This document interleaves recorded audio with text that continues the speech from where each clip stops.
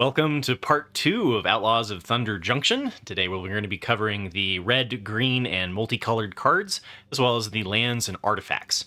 So we got a ways to go, so let's just start this thing right on up. First up, we got Brimstone Roundup, which is an uncommon enchantment for 1 and a red. Whenever you cast your second spell each turn, create a 1/1 red mercenary creature token, and it has plot for 2 and a red. So this is going to be okay in the blue-red second spells deck. Could be halfway decent just in any red deck, though. Just double spelling, giving you a 1/1 token seems pretty decent. And then, hand plot it to make it easier to get that 1/1 immediately. So you're really going to need to get like 2 or 3 triggers off of this, though. So I do think it's kind of a build-around. Or archetype specific, right? It's going to go really nicely with the blue 1-cost cantrip spell. So I think this is going to be a blue-red card. Outside of that, I think you might, like if you have like a red-green deck that has a whole bunch of big 4-power creatures, I think you're going to have a hard time double spelling. So I do think this one's going to be specific. So overall, I'm going to give this one a C. I do think that it's not totally situational, but I do think it's going to be higher in blue-red specifically. Yeah, it needs 3 triggers to be okay. So even then, maybe B's like a B in blue-red would be too high. So I think a C is relatively fitting, though. Calamity, Galloping Inferno, is a legendary horse mount. For 4 double pip red, you get a 4/6 haste. Whenever Calamity attacks while saddled, choose a non-legendary creature that saddled it this turn and create a tapped and attacking token that's a copy of it. Sacrifice that token at the beginning of the next end step. Repeat this process once. Okay, so you get 2 copies of it, eh? But there's a fair amount of legendaries in the set. So, but I mean, there's enough non-legendaries that this will work fine, right? So we see we got a 4/6 haste for 6 that saddle 1. You immediately get to just attack whatever you're going to attack with. You get 2 copies of it instead. Oh, I'm probably being a little bit too lenient with my A's. It's tempting to give this one an A. And there's enough ETBs that like you get an ETB from the token being created, right? So I'm gonna Squealer, what's up? You're saying B minus? Well, we have different qualifications for what B is then. Because B for me is like a good common. So I'm gonna go with this as an A.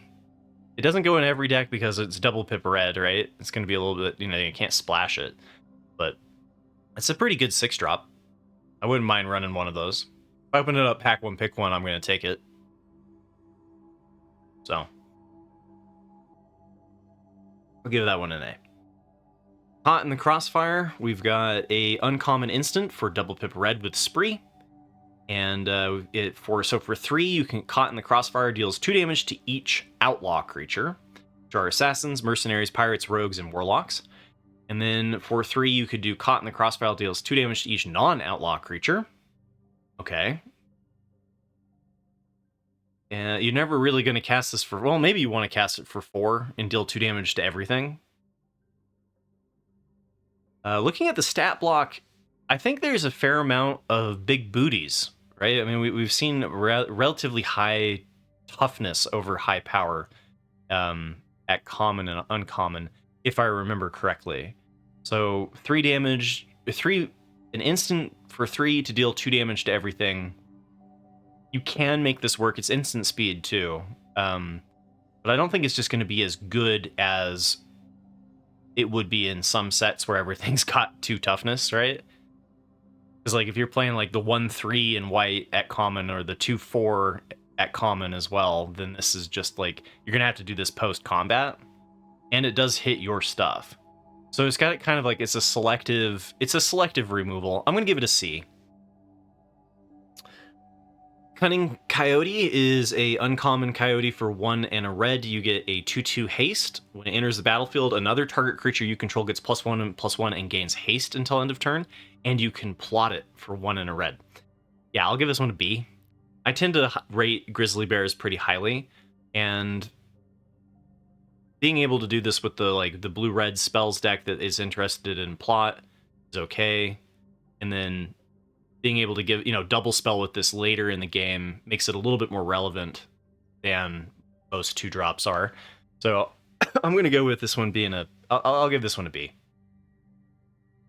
Deadeye Duelist is a common human assassin for 1 and a red. You get a 1/3 reach. So again, even in red, we're seeing big booties. 1 colorless and tap, Deadeye Duelist deals 1 damage to target opponent.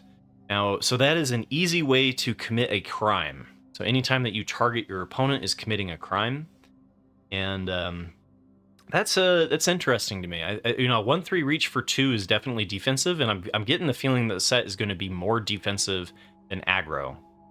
So I'm going to give this one a C. I think this is going to be an okay common pickup in red.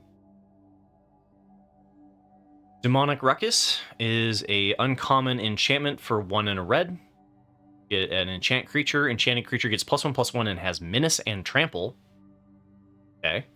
When Demonic Ruckus is put into a graveyard from the battlefield, draw a card. And it has plot for 1 red. Hell yeah. Okay. I like this. Usually, I'm a little hesitant on, this sort of thing. Like, enchantment auras usually aren't my jam because you go to enchant something and you get 2 for 1, right? But +1/+1 and menace and trample is spicy. And then if it gets removed later, it's card neutral. And it gives you a good turn 1 play. You can plot this for 1 red and then immediately cast it on the, you're only losing 1. If you play a creature later, you can then enchant it for free at sorcery speed. And we've seen some stuff with Ward already, not like what we've seen in Murders at Karlov Manor, but I think there's some interesting targets for this. It would be great on a flyer too. I'm a little hesitant to give this one a B, just because it is an enchantment aura. So I'm gonna give this one a C. Yeah, it's very much like Audacity. Because Audacity was the same thing, drew a card when it went to the graveyard. I don't think Audacity was just like a B. But it definitely has its place, right? Also, hey Merc, how you doing? Happy to see you. Yeah, no, Audacity was a really great aura, and it's definitely saw play in Constructed. But in Limited, Audacity was like, it was okay. It wasn't like something that I was like, ooh, I'm gonna pick up, right? Like I'd pick it up. I pick it up if it was already there, right? And then also, like, Audacity was a common, right? Anyway, I think this one is going to be a C for me, just because I do know there is a fair amount of single point removal, and like we looked at Black, and Black had like 8 instances.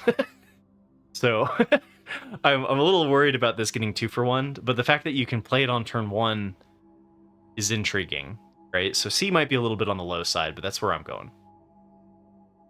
Yeah, Audacity was like a C-, exactly. And it depends on, like, we're coming out of Murders at Karlov Manor, which had, like, combat tricks and enchantments were more interesting in Murders at Karlov Manor because you had Ward, right? So you're gonna, it kind of depends on. We've seen a lot of removal that is kind of what's situational, like not just straight up, like we're not seeing murder, right? And when we saw murder, we should have known that was a signal that like things were going to be a little different in Murders of Karlov Manor. So, but I do think that there's enough interaction and instant speed, and as well as like blue-red and blue-white are both very instant and flash heavy, just as an archetype, to get that double spell ability and playing off of your turn. So I do think that there's a fair amount of interaction in this set, and I think that it will play better than it did at Murders of Karlov Manor. Sorry to hear that, Cardinator. I hope the rest of your day is going well, though. So anyway, yeah, I'll give this one a C. Discerning Peddler, we've got ourselves a common human rogue for 1 and a red. It's a 2/2. When it enters the battlefield, you may discard a card. If you do, draw a card. B. I'm going to give this one a B. I like I said, I tend to rate Grizzly Bears pretty highly. I know that this set is looking defensive, but there is always a red archetype that's interested in 2/2s for 2. And then I'm always interested in aggro and in tempo for rummages. The rummage ETB is really great for making sure that you don't stumble and find your early stuff. So I think this is going to be one of the good commons in red. Explosive Derailment is a common instant for 1 red with Spree. For 3 total, you can deal 4 damage to target creature. Okay, that ain't bad. And then for 3 total, you can destroy target artifact. Okay, and then for 5, you can do both. Yeah, I'm... 3 to deal 4 damage is interesting enough. Usually you can trade that at least on parity for mana value. You know, unless it's a 2-cost or toughness creature. So, and it's instant speed. So I'm going to give this one a B. I think it's going to be another good red common. Ferocification, something like that, is an uncommon enchantment for 2 and a red. At the beginning of combat on your turn, choose 1. Target creature you control gets +2/+0 until end of turn. Or target creature you control gains menace and haste until end of turn. Hey, okay. We have seen a little bit of enchantment hate already in white, but it was at the uncommon level. And you do have to take a turn off to do this, though. And so this is one that like gets people in trouble, right? Like if you're on the play, maybe you can take a turn off, but if you're playing from behind, you're gonna really suffer for playing this card, right? So this is not the sort of card that intrigues me. It increases the play versus draw disparity, and sure, I'm gonna get run over by it, some point in the drafts, but for me, yeah, this one's a D. I think I'm gonna be avoiding this one. All right, Helicourser is a uncommon lizard mount for 2 and a red. You get a 4/2. When it attacks while saddled, exile the top card of your library. Until end of turn, you may play that card, and it has saddle 1. Okay, I can get behind that. A 4/2 stat block is interesting. It trades with a grizzly bear. But you're replacing itself if that is the case, as long as you can play the card. It's going to be better in decks that have a lower curve. I haven't really seen a whole lot of, like, the stuff we've been seeing hasn't been super expensive. There's been a couple of interesting 5 drops at common, but nothing that's really making me feel like if you're doing the aggro low curve thing, then you're going to be fine with this. And I'm curious about the mount space in Naya with the green, white, red. So I think that this is good enough that I'll give this one a B. And again, B just means that like most of the time it's making the cut. Great Train Heist is a rare instant for 1 red with Spree. For 2 double pip red, you get to untap all creatures you control. If it's your combat phase, there's an additional combat phase after this phase. For 3, creatures you control get +1/+0 and gain first strike until end of turn. Oh boy. And then for double pip red, choose target opponent. Whenever a creature you control deals combat damage to that player this turn, create a tapped treasure token. Hey, okay, now we're talking. So for, what is that, 4 triple pip red, you get to do all 3. Most of the time, I think we're just going to be doing the creatures you control get +1/+0 and gain first strike. And then sometimes declaring an additional combat might be useful. But I think the one, and 2 to deal the treasure token could ramp as well. So I see some good modality between all 3 options. So this one's enough for me to give this one an A. And again, I've been thinking about this, like, my grades tend to wander a little bit. Like, an A is something where, like, some people treat A's as very rarely given out, and you should pick it up, right? And an A to me is more like, this is something I'm decent picking up on a pack 1, pick 1, or a pack 2, pick 2, right? Or pack 2, pick 1. It's perfectly fine to be like, okay, I'm going red because I have this card, right? S is what I'm like, okay, drop everything, let's pick it up, like a Zoni. A Zoni from Murders at Karlov Manor would be an S. So, and Lala, yeah, most cards are a B. So this one's an A, right? And so like I think for most people, you could probably just drop a letter grade, and like all of my B's become C's, and all of my A's become B's. And like I know there's some people out there who that would be more on their grading scheme, but I try to keep it consistent enough. And so like most of the time, like uncommons and rares start out at a B, and then if they're good, they go up to an A, and then if they're really good, they go up to an S, and if they're not so great, they go down to a C and a D, right? So anyway, yeah, I'll give this one an A. I'm happy to pick that one up and test it out. Hell to Pay is a rare sorcery for X and a red. Hell to Pay deals X damage to target creature. Create a number of tapped creature tokens equal to the number of excess damage dealt to that creature this way. That's intriguing. Heat Rays tend to trade down a little bit, but this one can give you a whole bunch of treasure. But the problem is that like we've already seen kind of high toughness. Oh, like we've only seen like 1/3/1 in black. So I'm gonna go with this one is not as impressive. But I'd still be fine to pick it up, right? It's decent enough. I'll give this one a B. Hellspur Brute is a 5/4 or is a uncommon Minotaur mercenary for 4 and a red. You get a 5/4 that has affinity for Outlaws. The Outlaw archetype is black-red, and it has Trample. We get a 5/4 Trample for 5 that could be played on discount. Hell yeah, I'll give this one a B. I'm fine with that stat block in general. You know, generally like 4/5s, 5/4s. If they have something else going for them for 5, I'm okay with it. Just remember that you want to keep the amount of 5-drops that you have under control, right? You can't just have like a whole ton of it, so there's not a lot of space for the slot. But I'd be interested in picking this one up. Hellspur Posse Boss is a rare lizard rogue, 2 and double pip red. Get a 2/4. Other outlaws you control have haste. When Hellspur Posse Boss enters the battlefield, create 2 red mercenary creature tokens that are going to have haste. That's interesting.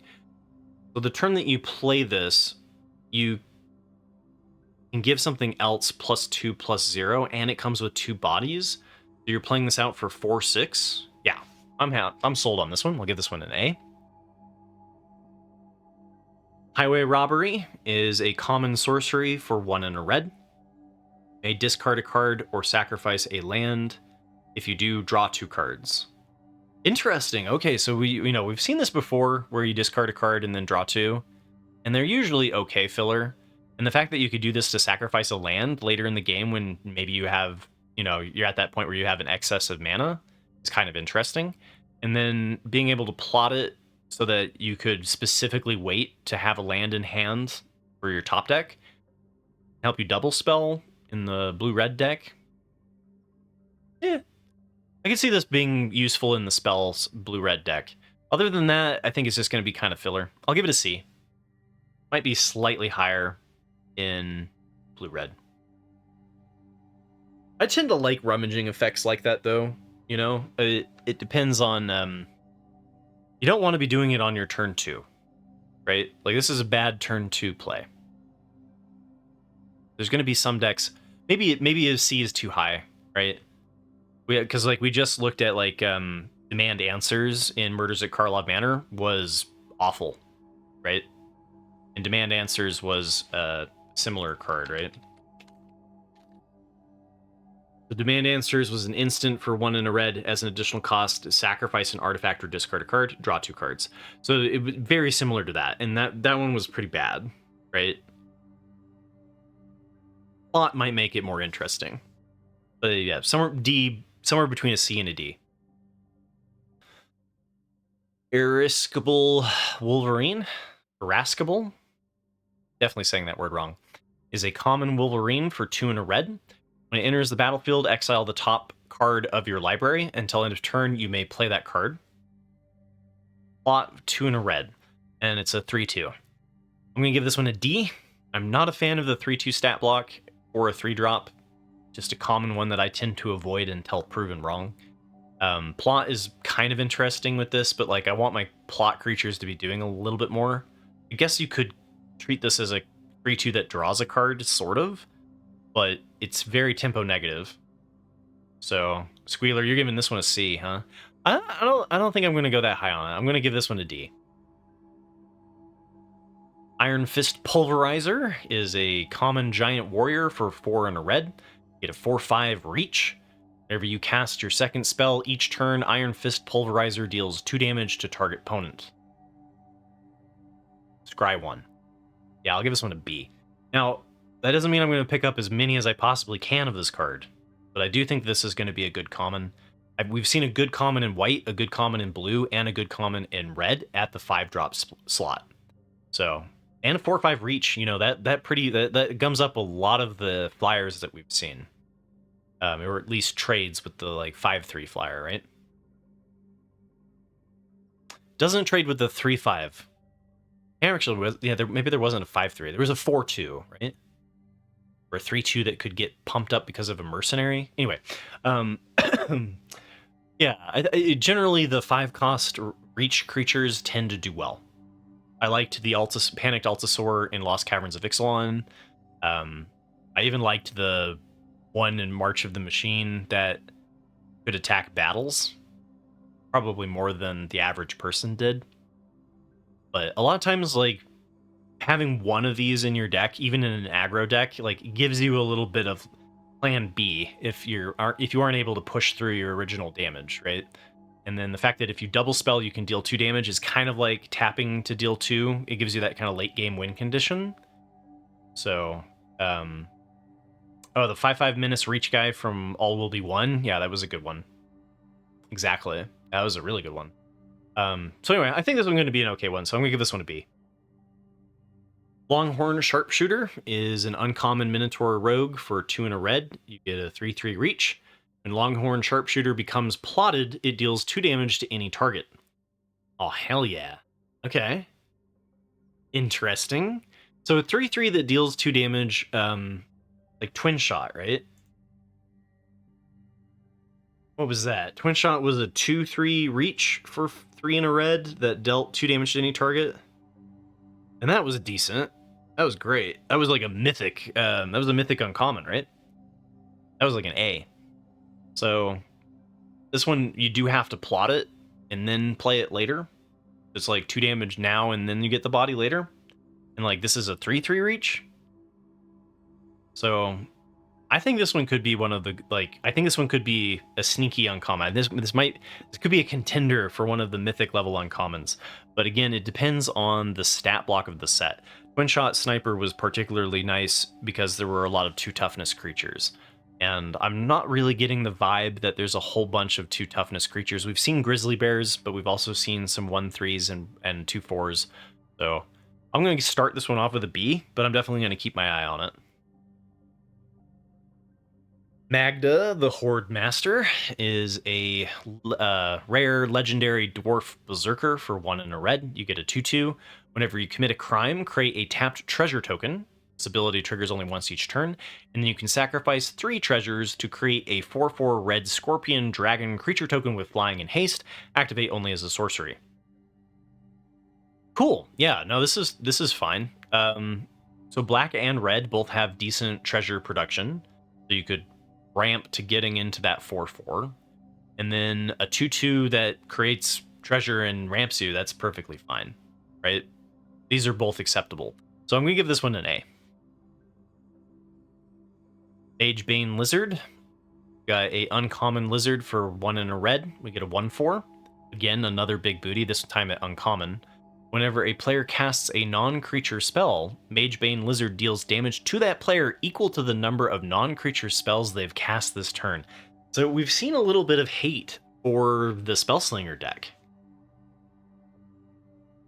This is interesting.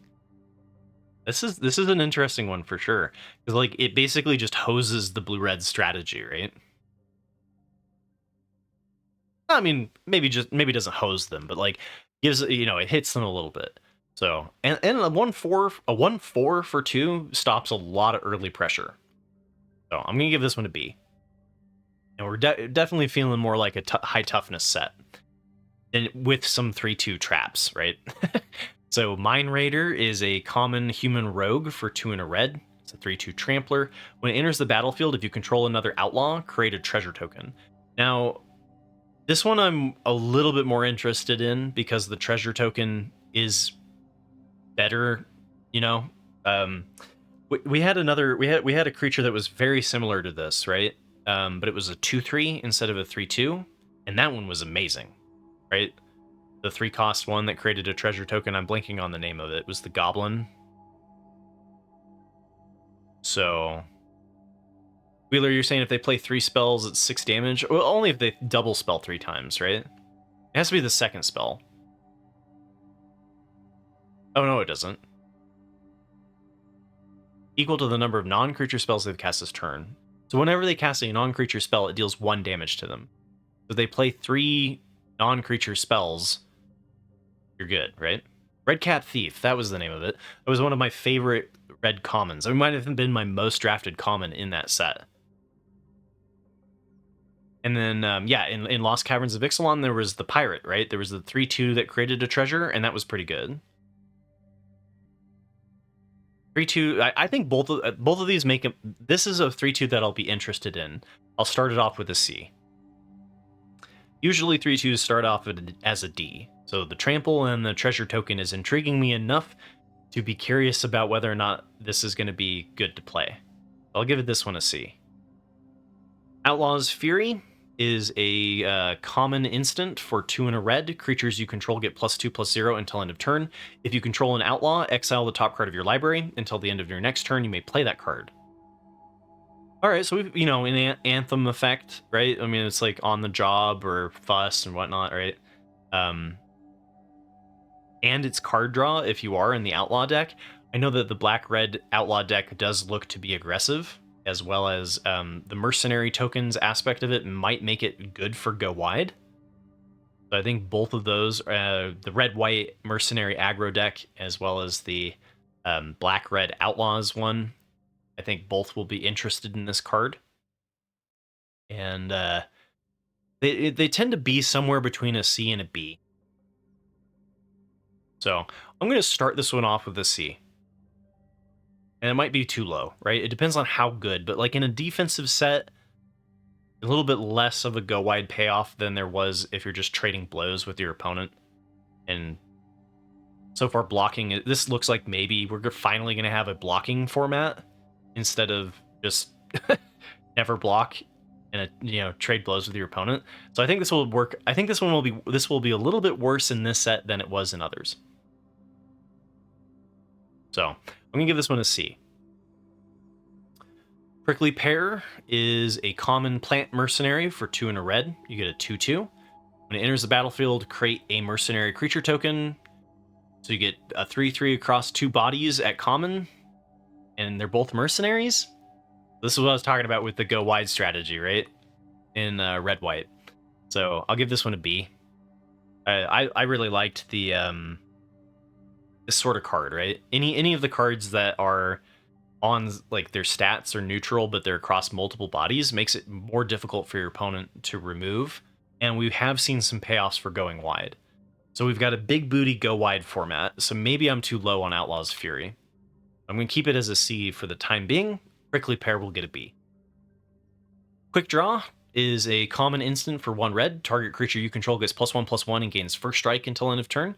Creatures target opponent controls lose first strike and double strike until end of turn. Okay, so we saw this card just even as a +1/+0 and first strike for 1 red was playable, right? Especially if you're interested in cheap entropy spells, and this is going to be a combat trick to remember exists, especially at common. So this could make combat math interesting. How many quick draws would I want to run, though? I think I'm okay with a couple. I'm not sure that I'm just going to be like, this is amazing. I'm going to give this one a C. Quilled Charger is a common porcupine mount, and for 3 and a red, you get a 4/3.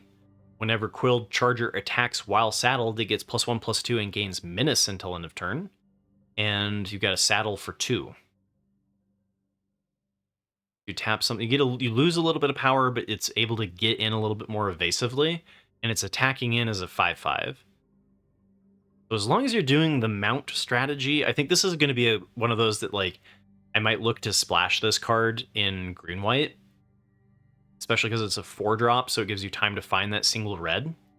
I do think that you're going to, if so let's say that I'm outside of the mount synergy deck, would I be interested in making just a 5/5 menace with saddle 2? Depends on how many cheap, like, 2-drops or 2-power creatures I have, right? I think this is decent enough.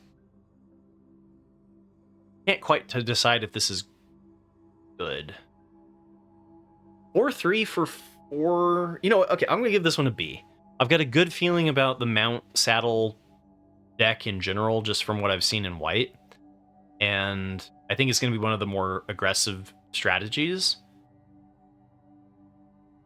And I think combat tricks and such, it's interesting, right? So maybe I'm too high on this. But against, like, low power, high toughness, I like the 4/3 stat block okay. And a 5/5 menace is pretty decent for a 4-drop. So I'm gonna give this one I'm gonna give this one a B. Might be too high on it. Reckless Lackey is a is a common goblin pirate. You get a 1/2 first strike haste for 1 red.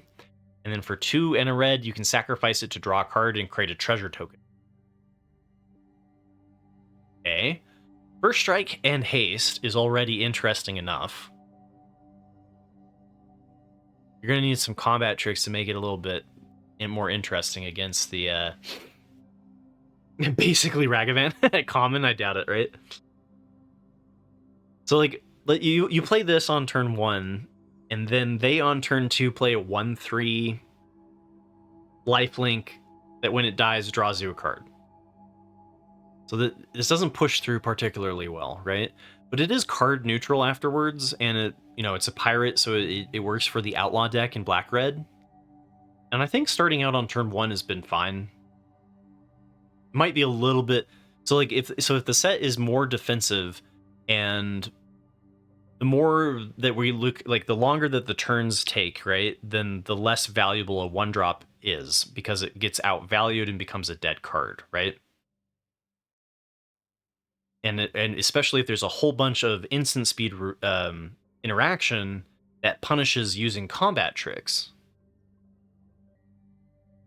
If you have 2, it's hard to attack into. That's true too. Defensively, he's just like, if you have 2 of them, then they eat grizzly bears. I do think this is an interesting one. I don't think I'm like amazed by this. I'm gonna give this one a C. But it's because I'm speculating that I'm not going to be wanting to run 8 1-drops in this set. But if it turns out that, like, hyper aggro is the best strategy and we're all just going to force, like, red, white, and Rakdos, then maybe this deserves a higher grade.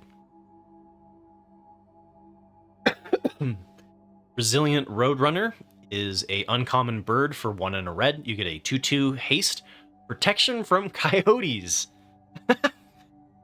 Oh man, that's great. I love the flavor on that. 3 colorless. Resilient Roadrunner can't be blocked this turn except by creatures with haste. Excuse me. So Ginger Brute had the ability to do can't be blocked except for it was 1 colorless, and they've decided to bump it up all the way to 3. But I'm interested in a 2/2 haster. I think that's fine. I'll start this one off with a B. Might have to come down on it if the aggro strategy just turns out to be a dud. But we've got a 1/2 haster followed by a 2/2 haster that then can become unblockable damage later. It's interesting enough. Return the Favor is a uncommon instant for 2 red with Spree. So for 1 double pip red, you can copy target instant spell, sorcery, or triggered ability. You may choose new targets for the copy. Or you can, for 3, change the target of target spell or ability with a single target. Okay, so the first part I wasn't super stoked about because, like, Storm decks, you know, that's usually more of a constructed thing.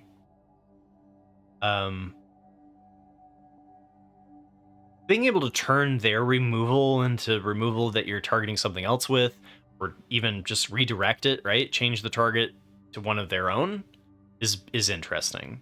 And especially in blue-red, where you're playing this, like, reactive strategy. I'm going to be interested in at least checking this one out. So I'm going to give this one a B. Yeah, Wild Ricochet, exactly. And for 4 mana, you can reverse 2 for 1 them. Yeah, exactly. I mean, it's already a 2 for 1 if it's like you're removing their removal and saving your creature, right? Killing one of theirs.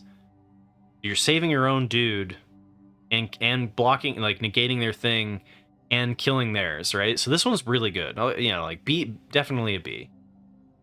So if you, yeah, 3 for 1 if you remove, yeah, you could make an additional copy of the removal and kill something else. So it could be a 3 for 1. So this one's also a contender for mythic level uncommon. The only thing that's really preventing it from me giving it a higher grade than a B is the double pip red, right? Like, if this didn't have the double pip red, then it would be able to go into more decks and be more of splashable, like Torch the Witness, and kind of lean a little bit further out into affecting enough to need to give it the mythic level contention, right? Yeah, I think Return the Favor is going to be a fun one. And Merc is pointing out a really good point. It can copy triggered activated abilities, which is different than just your Wild Ricochet. So, and we've seen some interesting ETBs, right? We've seen some interesting triggered abilities. I'm not sure which ones would be particularly good for redirecting, but the option is probably going to come up. Rodeo Pyromancers is a common human mercenary. For 3 and a red, you get a 3/4. Whenever you cast your first spell each turn, add double pip red. Well, hello then. Okay. I'm alright with this. Creatures trigger the +2. This is ramp. Definitely a double spell enabler. And a 3/4 or 4 is like an acceptable stat block. It's not, you know, it's a little bit understated, but for what you're getting, it's pretty good. No double pip drawbacks or anything like that. Has mercenary synergies for the red-white deck. Yeah, I'm going to give this one a B. I think this one's going to be a common I'll check out. Yeah, okay. Scalestorm Summoner is a uncommon human warlock for 2 and a red. Whenever Scalestorm Summoner attacks, create a 3/1 red dinosaur creature token if you control a creature with power 4 or greater. Okay, so red-green's theme is the power 4 or greater. And you get a 3/3 as a 3/3 for 3, not understated. And if you have a power 4, just get a free 3/1. I'm on board. I'll give this one a B. Yeah, Among Us, B is the average grade, right? Like a C should be the average grade, but I'm doing like modern grades for education and teaching, right? Everybody gets a B. It's like the new college norm, right? Like a C is actually not particularly good. Maybe my background in academics is skewing my gradeflation. Thank you. Yes, exactly. All right. Scorching Shot is an uncommon sorcery for double pip red, and that's why we have S, right? There's a reason why there's a tier above A. Scorching Shot deals 5 damage to target creature. Well, that should be able to trade up in value, eh?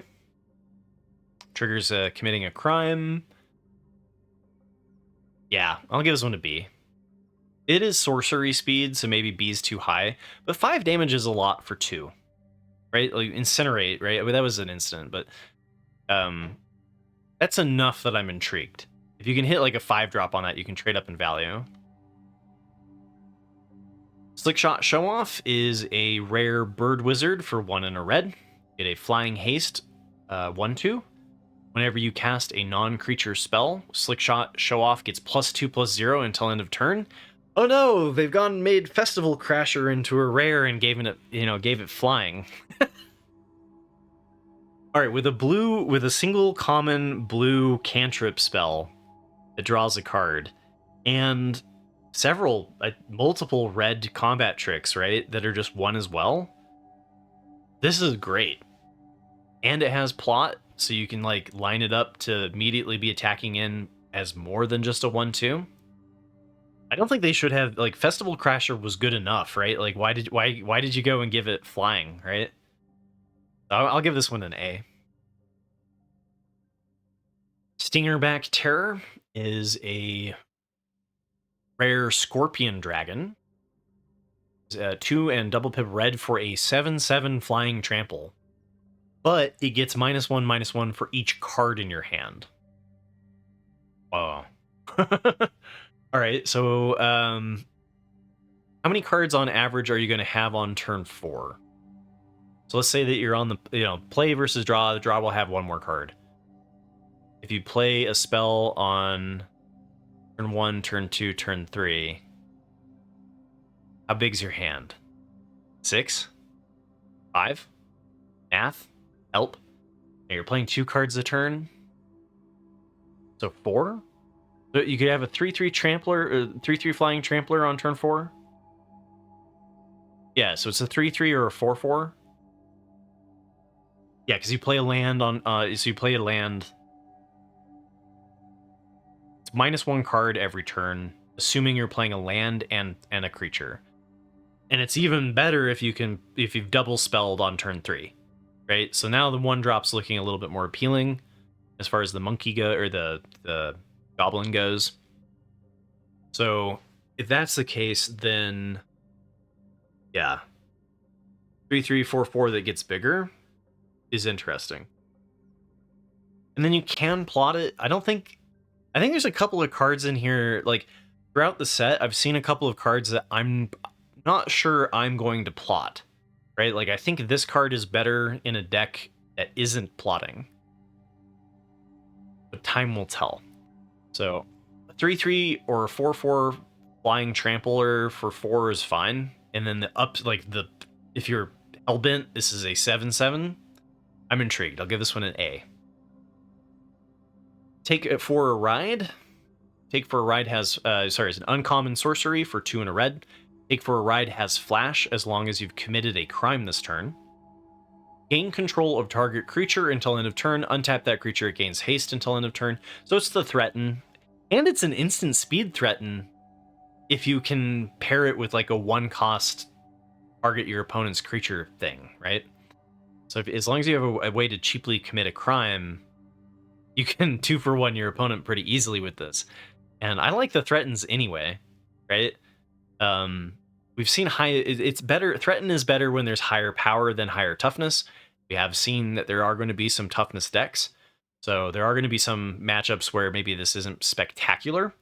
And we haven't been paying super close attention to the sacrifice outlets, but I know that there have been some.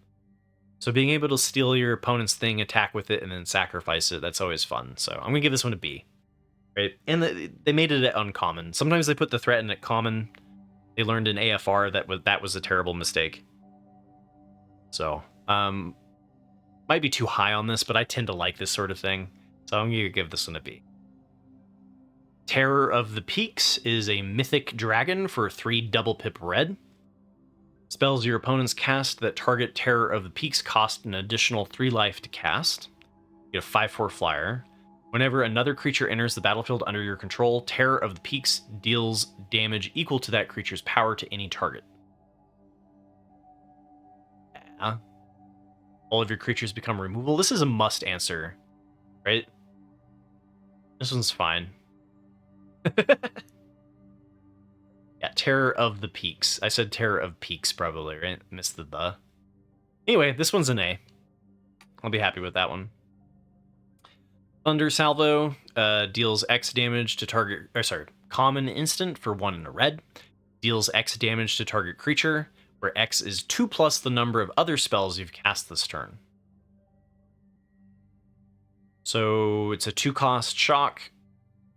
If you've cast another spell, then it's a 3-cost. So you're going to want to do this as a double spell. But I think there's enough cheap spells and interaction that that's not going to be particularly hard to do.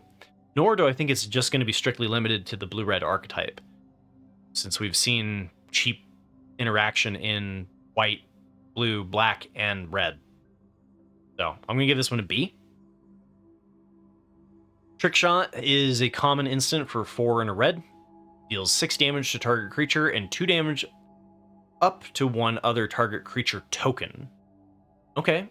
So there's enough tokens, I think, with the mercenary tokens that I think that a lot of archetypes are going to be interested in playing them.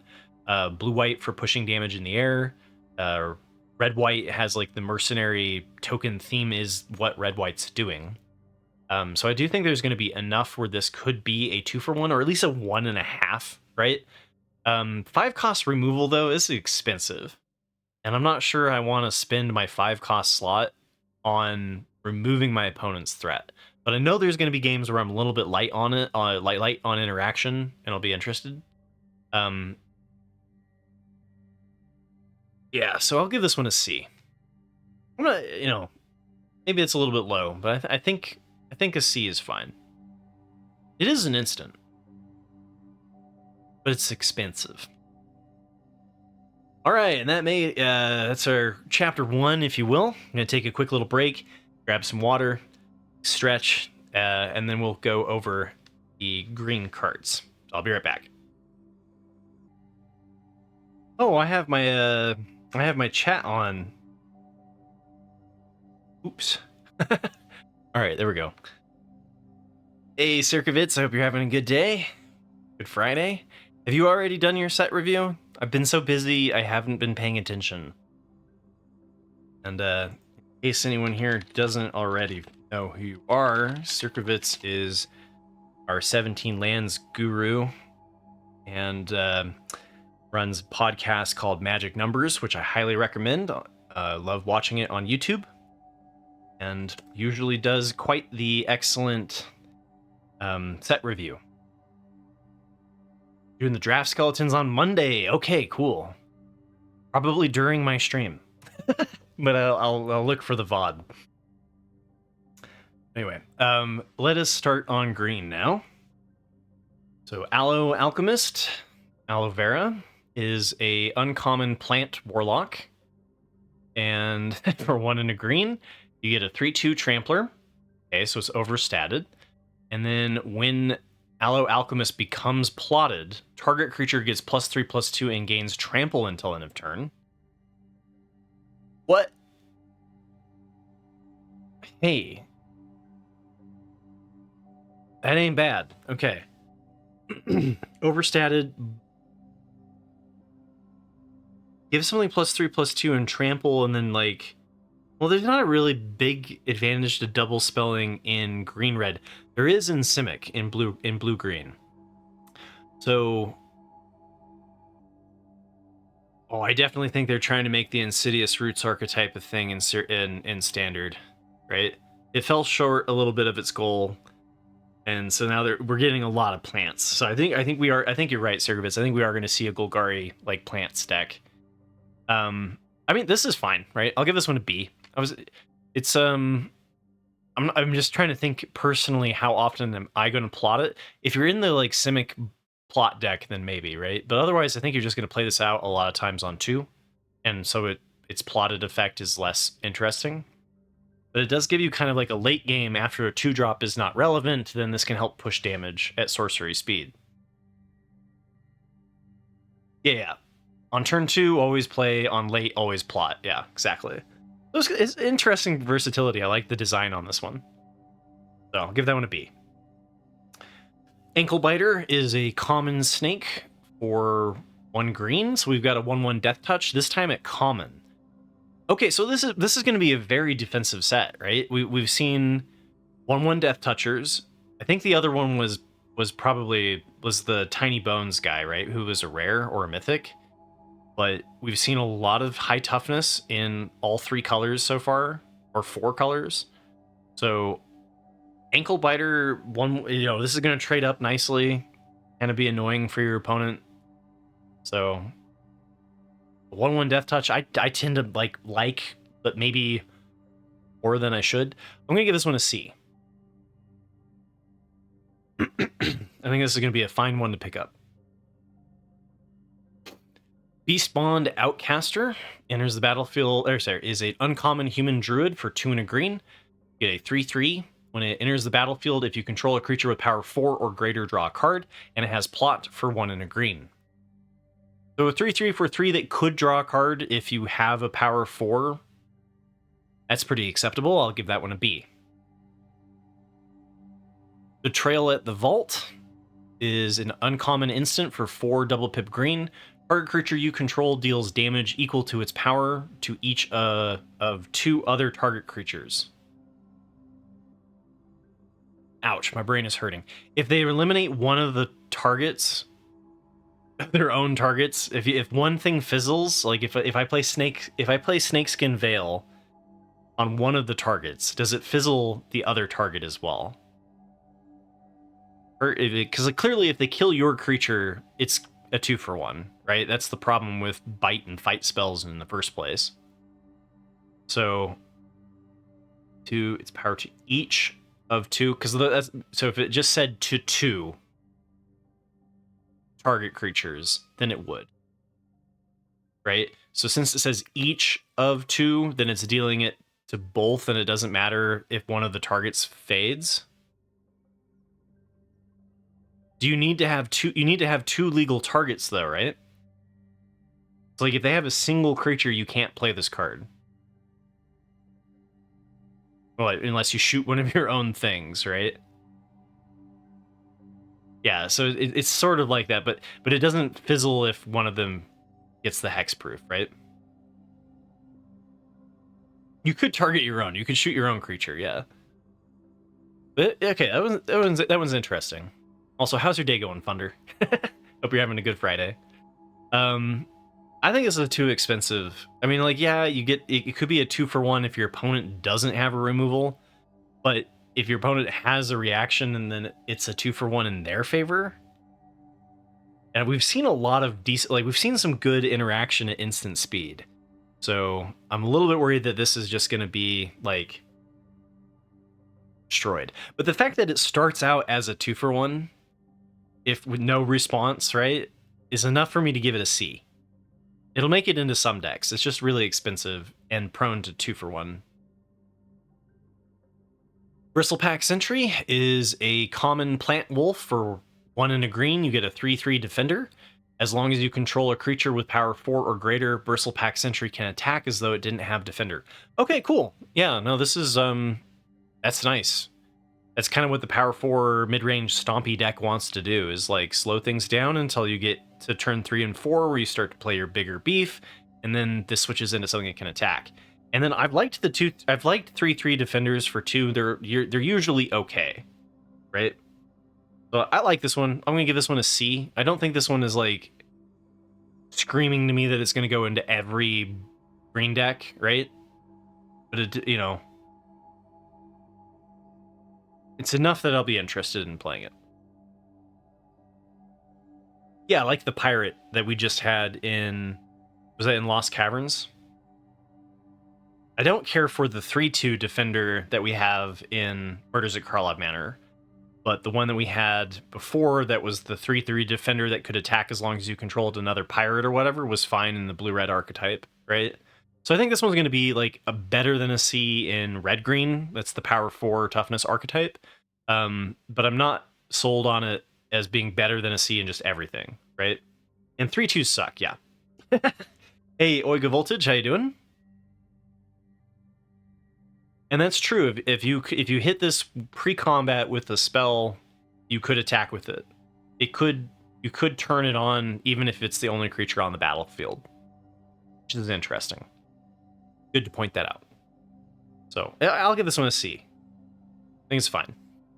Bristly Bill, the Spine Sower, is a mythic legendary plant druid for 1 and a green. You get a 2/2 with landfall.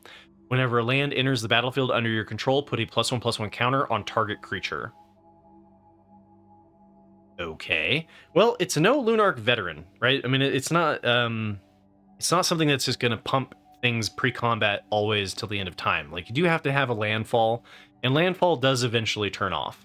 But a 2/2 that becomes a 3/3 that then becomes a 4/4 that could also be pumping something else up is quite interesting.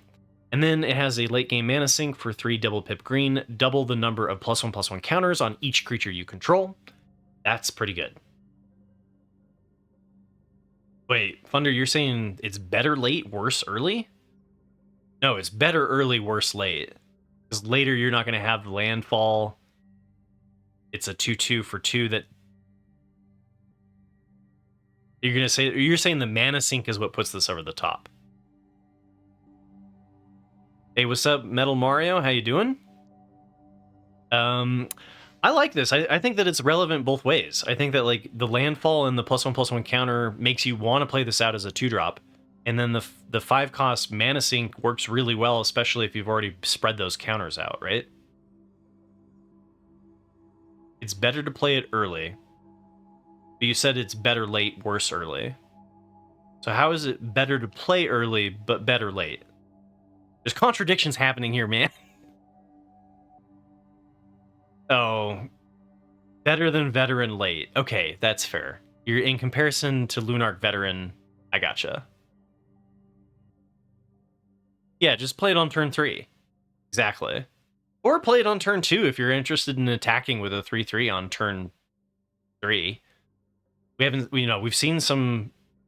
seen a whole lot of 3/3s for 3, right? So like if they're playing out, you play this on turn 2, they play a 1/3 lifelinker at common. You're attacking in with a 3/3, they block it, they draw a card, that sort of line. Still pressure. It's good. I like it. And the late game mana sink makes it relevant, So I'll give this one an A.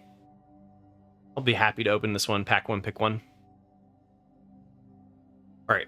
Cactarantula. Part cactus, part tarantula. Is it good? All right, so we get a common plant spider for 4 double pip green. Get a 6/5. The spell costs 1 less to cast if you control a desert. There is a set of deserts at common for every color pair, so there's a total of 10 deserts that are tap lands, and then there's some more deserts on top of that. We'll get to that in a second. And then you get 6/5 reach. So I'm happy with the 6/5 reach for 6, right? So if you can discount this 1, you're doing okay already. And then whenever it becomes the target of a spell or ability an opponent controls, you draw a card. Hey. Yeah, 5 mana, I'm guessing, if not cheaper than that, most of the time. And if your opponent decides to remove it, you get it's card neutral. At common? Yeah, I'll give this one a B. I'm probably going to have one of these most of the time that I'm in green.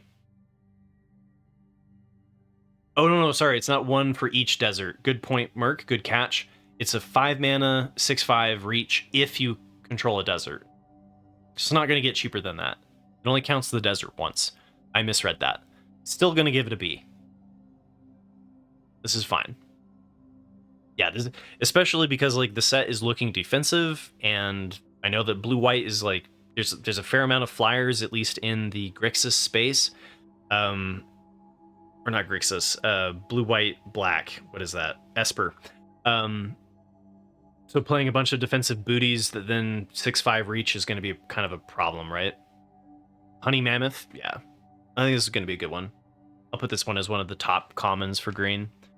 Colossal Rattleworm is a rare worm for 2 double pip green. You get a 6/5 as flash as long as you control a desert.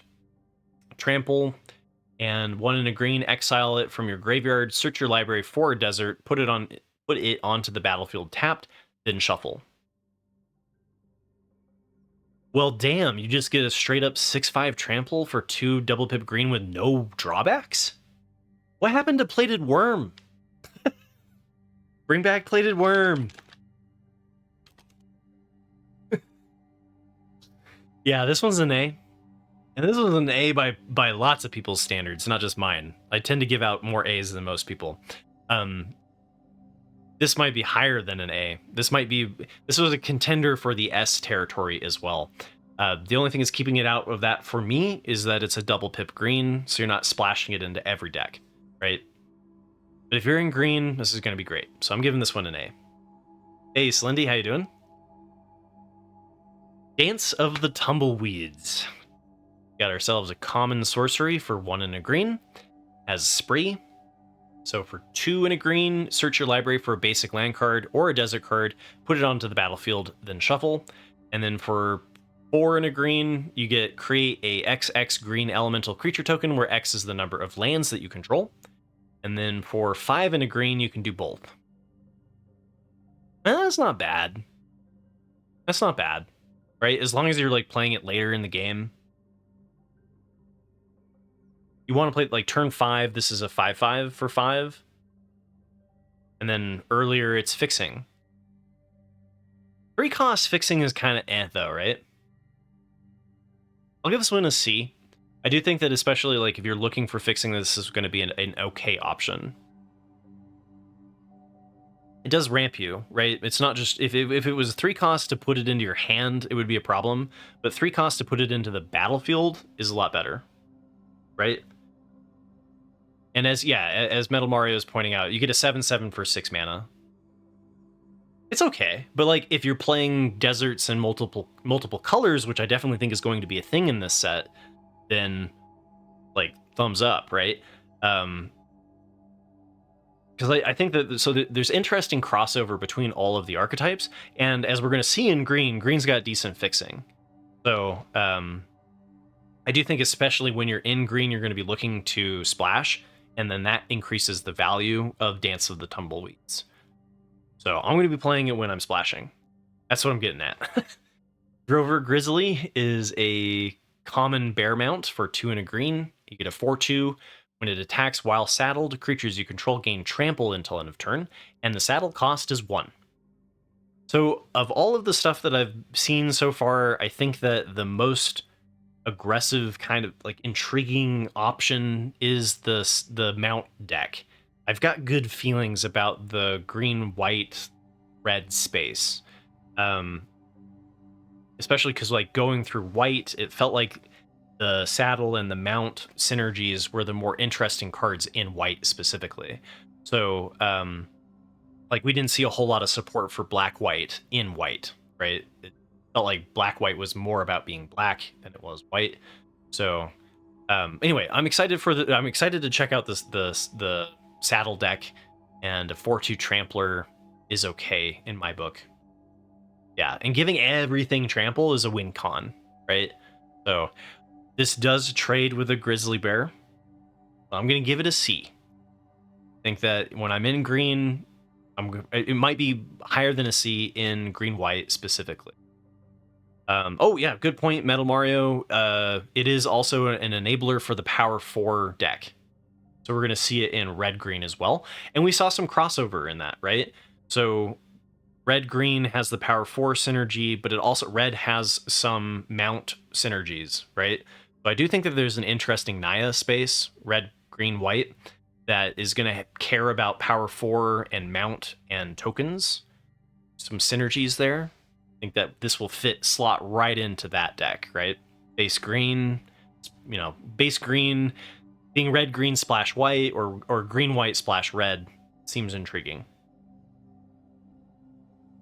Yeah, and I do feel like there's good archetype overlap by design, especially because the 5 rare lands this set are the enemy lands. So there's going to be some like 3-color pairs that are enabled a little bit more by the lands, but then we also have the 10 common desert tap lands that are also going to make it a little bit easier to play 3-color. So, and then like Mardu go wide sacrifice in the red black white space. Yeah. And I feel like white for the first time in a little bit, right? White is feeling a little bit more like a support color personally, right? Like that was the impression that I got going through it. My first impression is that white, like when you go through it, sometimes you get the like, okay, this color is doing this, White felt like, oh, I have cards that help this strategy, I have cards that help this strategy, I have cards that help this strategy.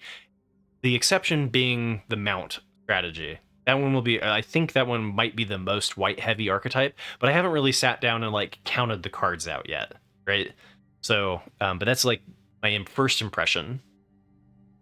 Okay, so Free Strider Commando is a common Centaur mercenary for 2 and a green. You get a 3/3. When it enters the battlefield with 2 +1/+1 counters on it, if it wasn't cast or no mana was spent to cast it. Okay. So if you plot it and have it come in on turn 5, it's a 5/5. And if you just play it out as a 3/3 on turn 3, it's a 3/3. This is perfectly fine with me. I'll give this one a C.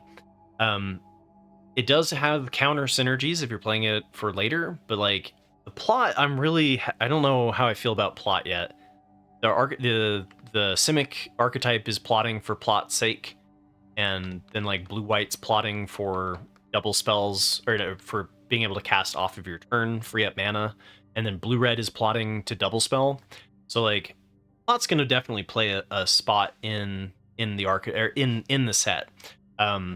I think most of the time I'm just going to be playing this out for 3 instead of taking the tempo hit to then make a 5/5 later. Just doesn't seem like a huge payoff.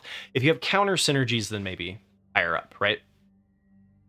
But notably, most of the plot costs have been more expensive than, like, we've had a couple of plot cards that are cheaper, like Suspend style, right? But it's most of them are kind of flipping the script on Suspend and Foretell, where the plot isn't necessarily cheaper, right? So that one, it's going to be an interesting one as from a game design perspective about when you should plot and when you shouldn't plot. And there's some cards that are just straight up like, okay, I'm never going to plot this card, right? We've bumped into a couple of those where I feel like I'm always just going to play it out instead of plot it. But at least there's the option, right? And we haven't really gotten into the multicolored Simic cards, which have the synergies around plotting specifically. So, I don't know. I mean, it's always exciting to go into the first part of a set, and the wild speculation is one of my favorite parts. Free Strider Lookout is a... Oh, this one I gave a C. Free Strider Lookout is a 3/3 rare human rogue for 2 and a green with reach. Okay, so we're seeing more reach in green. That was one of the questions I had, was like, we saw a lot of flyers in white, blue, and so green has the answers with reach. Whenever you commit a crime, look at the top 5 cards of your library. You may put a land card from among them onto the battlefield tapped. The rest on the bottom of your library in a random order. This ability triggers only once each turn. All right, well, as long as you're targeting your opponent's stuff, which is what you're supposed to be doing anyway, this is great. So I'm going to give this one an A. Especially with like reach, a 3/3 reach. I like that too. It, eats the Windrakes. And we saw the power creep on Windrake. There was the 2/3 common flyer, right? This blocks that. So I like it. Full Steam Ahead is an uncommon sorcery for 3 double pip green. Sweaver, how you doing? You're having a good Friday? So we get, uncommon sorcery for 3 double pip green. Until end of turn, each creature you control gets +2/+2 and gains trample, and this creature can't be blocked by more than 1 creature. Okay, well, that's a win con. I'm down with that. Sure, I'll give that one a B. That one's you got your big beefy power 4, even or you're going wide. Either way, you give everything +2/+2 and trample. Ahira is pointing out that it is sorcery speed. Yeah, doesn't Overrun tend to be sorcery speed? Oh, all of the mercenary tokens. I think the set is actually going to go wide pretty well, Slendy. Yeah, Overrun is triple pip green in sorcery speed, and that one is the win con. It's a classic win con, right? Full Steam Ahead's even easier to play. You don't have to be as majority green. So I'm gonna give this one a B. I'll be playing this one in green for sure, or at least checking it out until proven wrong. Giant Beaver is a common beaver mount for 3 and a green. Get a 4/4 vigilance, and then when it attacks while saddled, put a +1/+1 counter on target creature that saddled it this turn. Nice. Something that grows. It's a 4/4 vigilance for 4. This one gets a B. Hey, what's up, Ligor? Common beaver mount, yeah. How's your day going, Kilgore? Anyway, this isn't going to be a good common, and this is one of the reasons why. Oops, sorry, hit my microphone. This is one of the reasons why I'm interested in the green-white mount deck, right? So I think the mount archetype's looking pretty appealing. Might be where I start off. We'll see. Gold Rush is an uncommon instant for 1 and a green. Create a treasure token. Until end of turn, up to 1 target creature gets +2/+2 for each treasure you control. Those +2/+2 at instant speed for 1 and a green. If you have more treasure synergies, then this goes up in value. We've seen treasure production in black, red, and green. So there's like a Juned treasure deck, and if you're in that deck, then this could be huge. This could be absolutely huge, right? If you were doing it just at the baseline, it's okay, right? Like, I think the floor of this is a C, but I'm going to give this a B. I think I'm going to give this one a B, because, like, I'm assuming you're going to be playing this in a treasure token deck, right?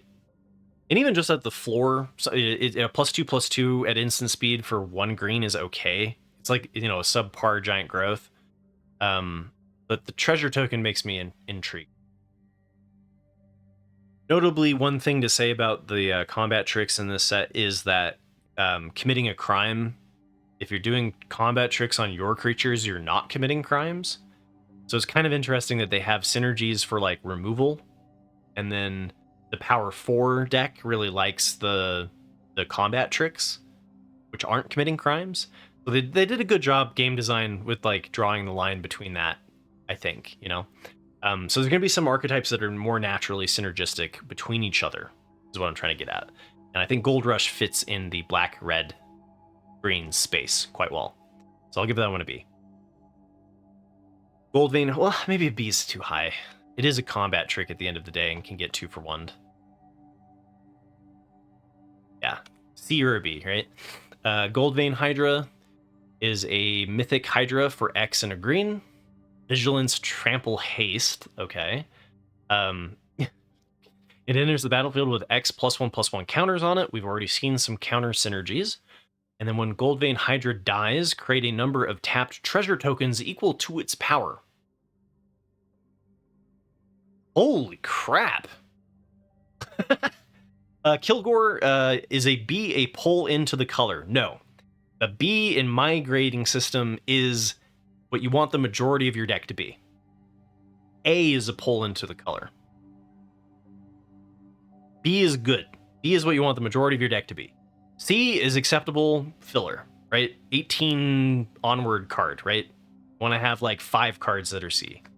And then D is like situational, F is unplayable, S is holy cow, I'm never passing this, is Zoni, right? Aurelia's Vindicator. Something that's just like has a really, really high power level, right? And is easy to splash. Is there a lot of exile in the set? There is. There is. We saw an O-ring at common and uncommon in white. So there is some exile in the set for sure. But even, you know, the downside with this is that there's a common O-ring, right? Because if it comes back into play and it wasn't cast, then it's a 0/0 and it just dies. So this thing gets killed, it gets iced by a common white card, right? And then you don't get the treasure tokens equal to its power. So like there's an answer to this. It's still a scalable vigilance trample haste. Right? Like that's nuts. Usually we see this as like maybe a vigilance creature, or maybe a trample creature, or maybe a haste creature, but all 3? Right? And it's scalable. You can play it out any time. It's always going to be slightly understated for when you're playing it against other creatures, but like the flexibility of when you play this is great, right? Yeah. I like this a lot. You know, I'm going to give it an A. Yeah, I'm perfectly happy with this card. All right. We're an hour and a half in, and we're about 30% of the way through, so we need to keep going. Hard Bristle Bandit is a common plant rogue for 1 and a green. You get a 1/1 that can tap for any color. You got the Mana Dork of the set. It is a fixer instead of just a ramper. Whenever you commit a crime, untap it. This ability triggers only once each turn. Yeah, okay, well, B. That one's an easy B. Yeah, this one's good, like potentially like top common in green. Especially because I think it's going to be a very multicolored set, right? Intrepid Stablemaster is an uncommon human scout. For 1 and a green, you get a 2/2 reach that taps for green and ramps you. You can add 2 mana of any one color, but this mana can be only spent to cast a mount or vehicle. All right, well, this is another reason why the green-white deck is looking pretty spicy. Most pushed set? I don't know, everybody says that about every set. Right? Power creep is just a thing. I'm not sure I would say that the set is terribly pushed, right? I don't know. For me, you need to, like, when we saw something like a 2/3 common, right? When, like, we're getting rid of the Grizzly Bear and we're getting a 2/3 common. When we're getting rid of Wind Drake and we're making a 2/3 flyer for 3 at common. That's the sort of stuff that, like, I hate to see. You're eventually always going to see it in game design, right? Because how do you keep things fresh and exciting? But I don't know, what makes you say that this is a pushed set, Hira? Oh, power creep and pushed are the same. Oh, okay. Yeah, so there is some power creep occurring, right? You hardly ever see a set go back in power level because it's just bad for sales, right? I thought a pushed set, like a push set to me is like you need to get the set because all of your other cards have become obsolete. Wind Drake is not a card you play in constructed anyway, so it changing from a 2/2 flyer to a 2/3 isn't pushed in my mind. When they take a common, like when you make shock into lightning bolt or something like that, that's pushed. In my terms, right? Is that like you need to buy it to be relevant in constructed. So far, we haven't actually seen a whole bunch of cards that are just like, this is a must-have in constructed. So that would be why I would say that's the difference for me personally between pushed and power creep. So what you're saying is it's kind of hard to rate the cards because they're all good. That's fair. Yeah, we've given out very few Ds this set, right? Doesn't feel like there's a whole bunch of just trap cards, which does make rating the cards difficult. Anyway, this is fantastic. This is another reason why I think the Mount deck is great. I'm going to give this one a B. Map the Frontier. We've got a sorcery, uncommon sorcery for 3 and a green. Search your library for up to 2 basic land cards and or desert cards. Put them onto the battlefield tapped, then shuffle. Explosive Vegetation. There are some decks that are interested in playing Explosive Vegetation.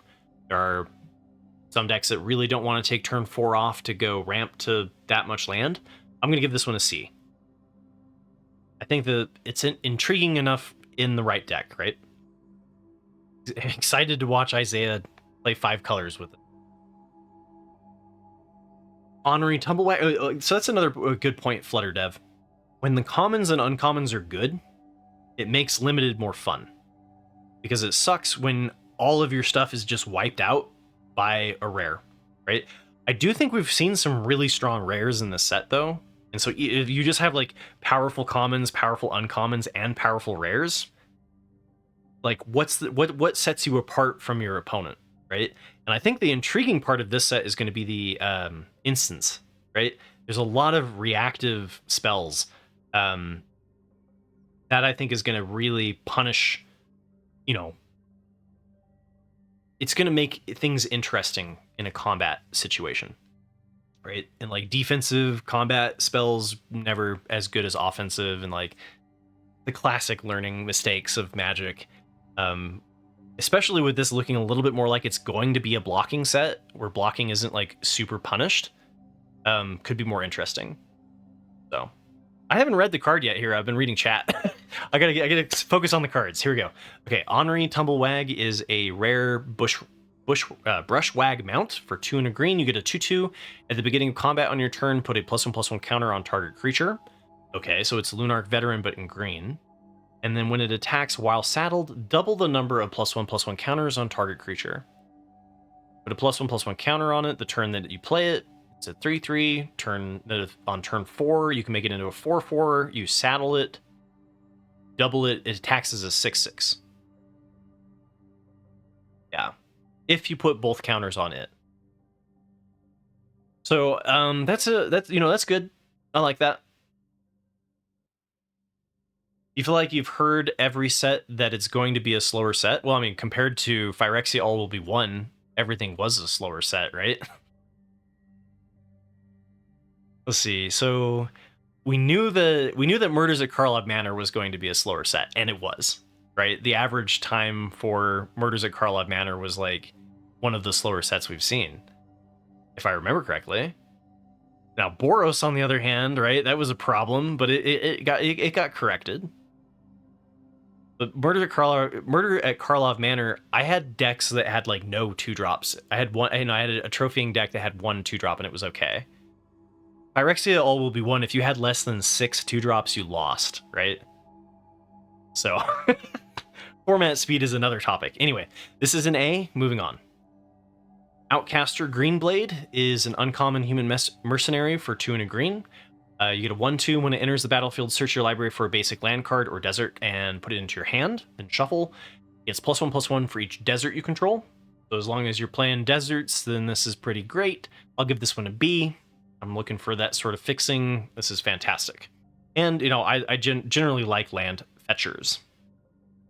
Yeah, this is thumbs up. This is the fixing you want, exactly. Outcaster Trailblazer is a rare human druid for 2 and a green. When it enters the battlefield, add 1 mana of any color. And then whenever another creature with power 4 or greater enters the battlefield under your control, draw a card. And then it has Plot for 2 and a green. So you could set it up to plot it and then play something that triggers it immediately to get the card draw out of it. And it would ramp you, so you can plot this on 3, and then on turn 4 you would have 5 mana. Because when it comes into play, you'd be able to play a 2-drop, right? It's too bad you can't play the 4/2 for 3 on turn 4. Yeah, this is a good red-green card. Red-green will be its home, right? 4/2 for... Yeah, that's fine. I'm not sure this one's an A, though. This one's a B. I think this one's going to be, like, fine to pick up, but I'm not going to be like, aha, this is the direction we must go, right? Yeah, so Mount is like Crew, right? Except for you can't do it at instant speed. It's sorcery speed Crew, right? So you can't be doing it to block. But, like, all the saddle stuff is offensive anyway. When Patient Naturalist enters the battlefield, mill 3 cards. Put a land card from among the milled cards into your hand. If you can't, create a treasure token. Also good when you're playing more than 2 colors. It's not quite like a fetch, but it does help you find your fixing. And then if you can't, doesn't mean that you can decline it. But every once in a while, this will just straight up give you the fixing that you're looking for. So this will be fine. I'll give this one C. Mount is sorcery speed Crew on a creature and just once. Mount is sorcery speed Crew on a creature and just once. What do you mean just one? Just once aspect of it? Oh, no. Where's it Mount? No, you can do it multiple times. Tap any number of other creatures you control with total power 2 or more. This mount becomes saddled.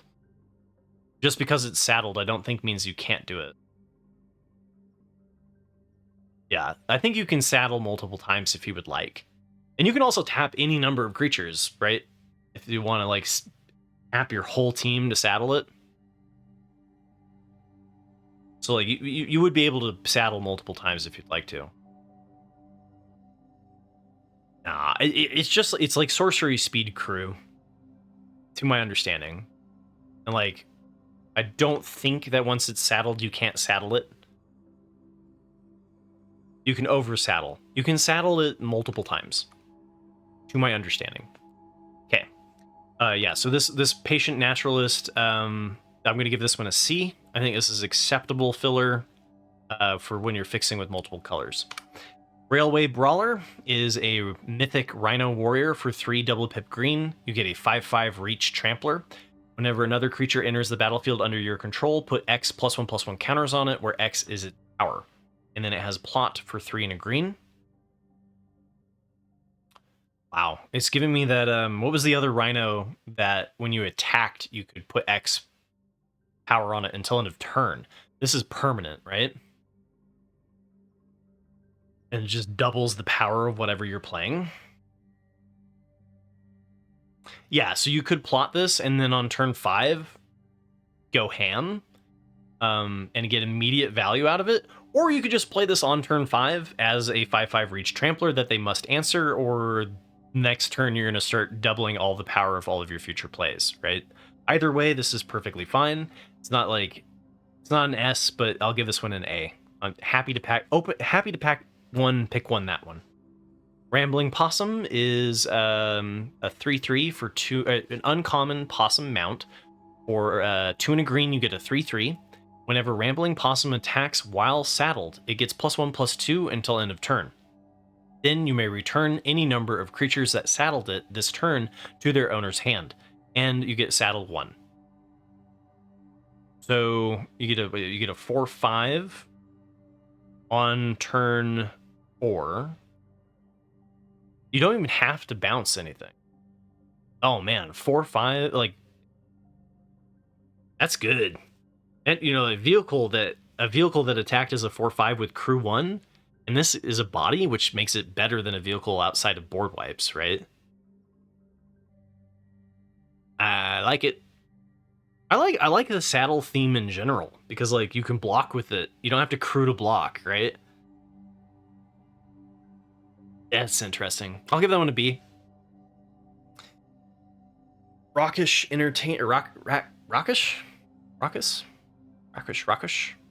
Entertainer is an uncommon plant bard for 1 and a green. And wow, it's nice. Okay, sorry. You get a 2/2 with a mana sink of 1 colorless and tap it.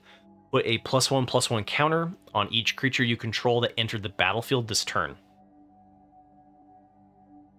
Raucous. Okay, thank you, Onanizer. I appreciated you. Thank you. I struggle with pronouncing things correctly. It's okay. I almost said pronunciating, right? Enunciating. Words are not my strong suit, which is interesting to choose to be a streamer with that. So bear with me if I say something wrong. I'm doing my best. So, but yeah, 2/2 for 2 that then can put a +1/+1 counter on future things. I do think there is going to be a little bit of a go wide strategy with the mercenary tokens. If you can tap this and hit 2 creatures, it's great. You can tap it and hit 1. It's okay. Looks good to me. Thank you, Sirkovitz. That's very helpful.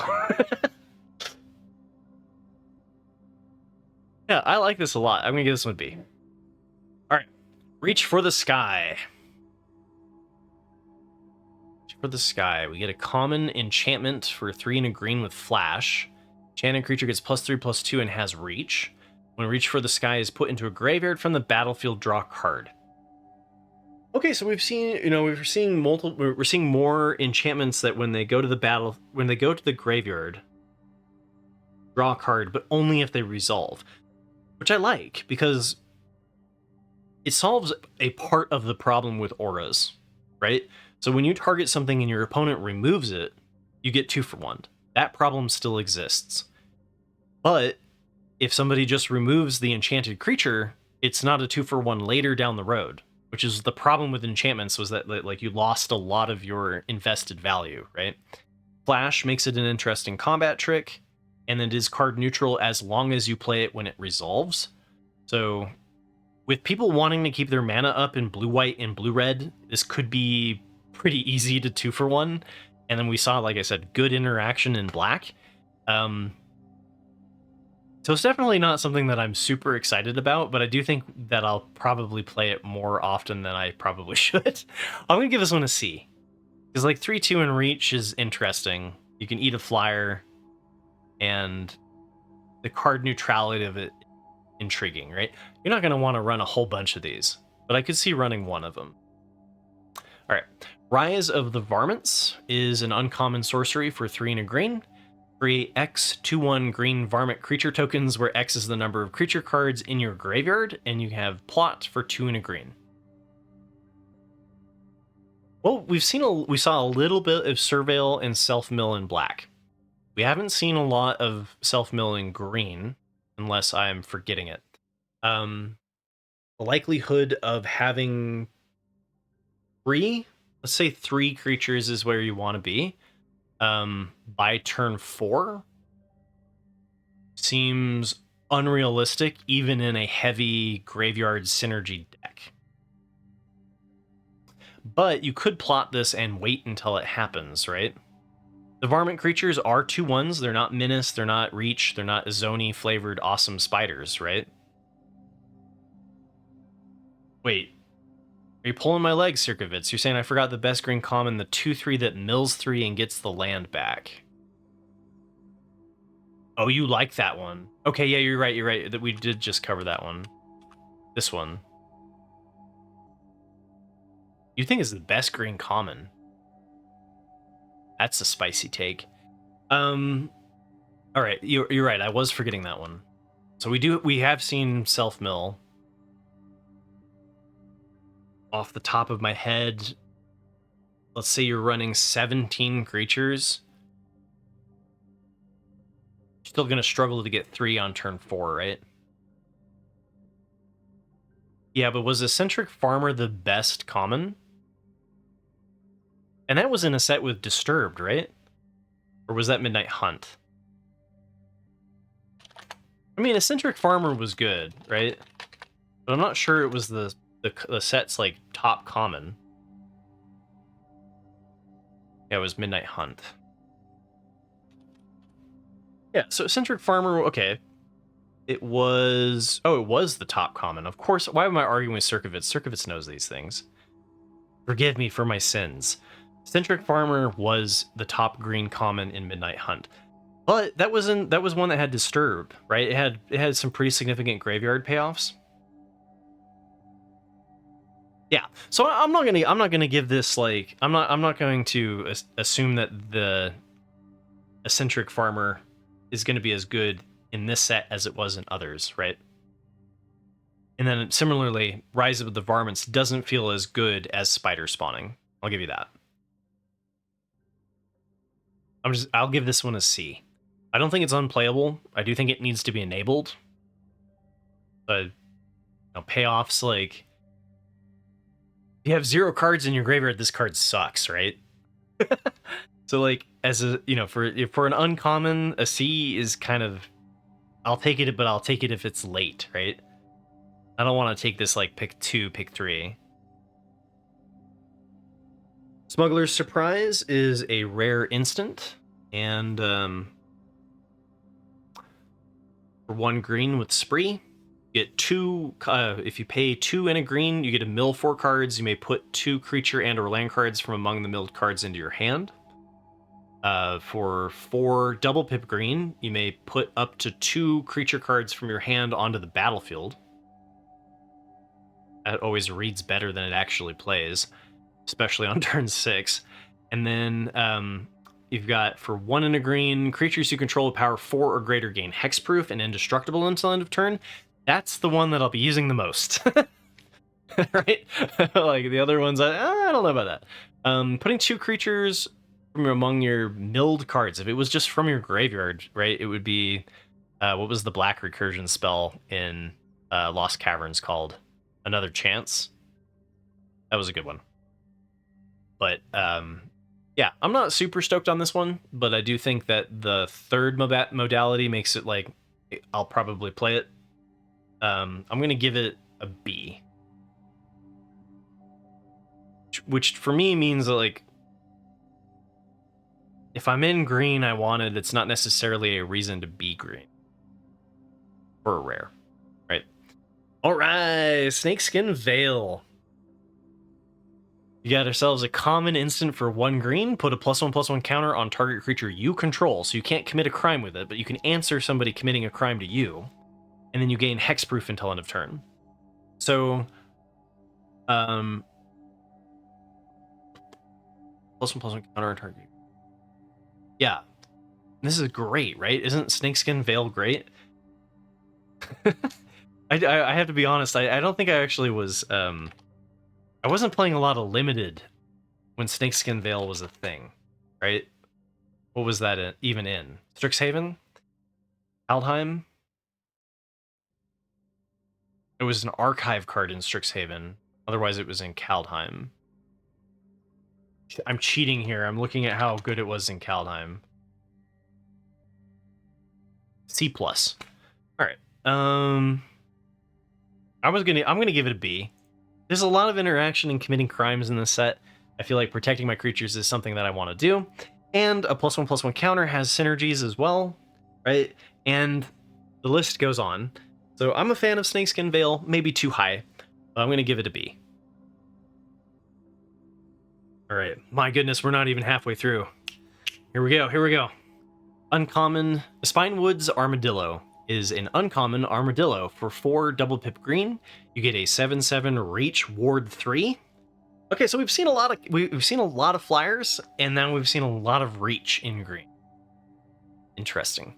1 in a green, discard it, search your library for a basic land card or desert card, and put it into your hand, and you gain 3 life.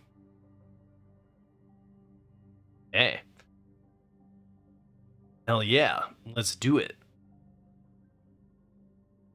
Yeah, so 1 mana to save any creature fluctuates in how good it is, right? Depending on the set. Like, what was the one with the white? There was the 1 white save a creature that was like, eh. But I digress. Anyway, this is uncommon. This is a good top card. This is like Topiary Panther, right? It's fixing. I'll give this a B. Seems okay. No, Tamiyo's Safekeeping was the one in green. I'm thinking about during Phyrexia All Will Be One. There was I think it was Phyrexia All Will Be One that had the 1-cost white card. Might have been an uncommon. Definitely not a creature. What's it called? Phyrexia All Will Be One. I thought there was one that was like they're all starting to blend. There's one where you could give something hexproof, right? For 1 white. Somebody in chat's probably already said it while I'm looking. Lauren's Escape. Thank you. Yeah. Do it. Also, welcome to my community there. Mind if I call you Dee? Oh, so yeah, Lauren's Escape. What set was Lauren's Escape? Is that March of the Machine? Oh, it was Brothers War. That's okay. That was Bro.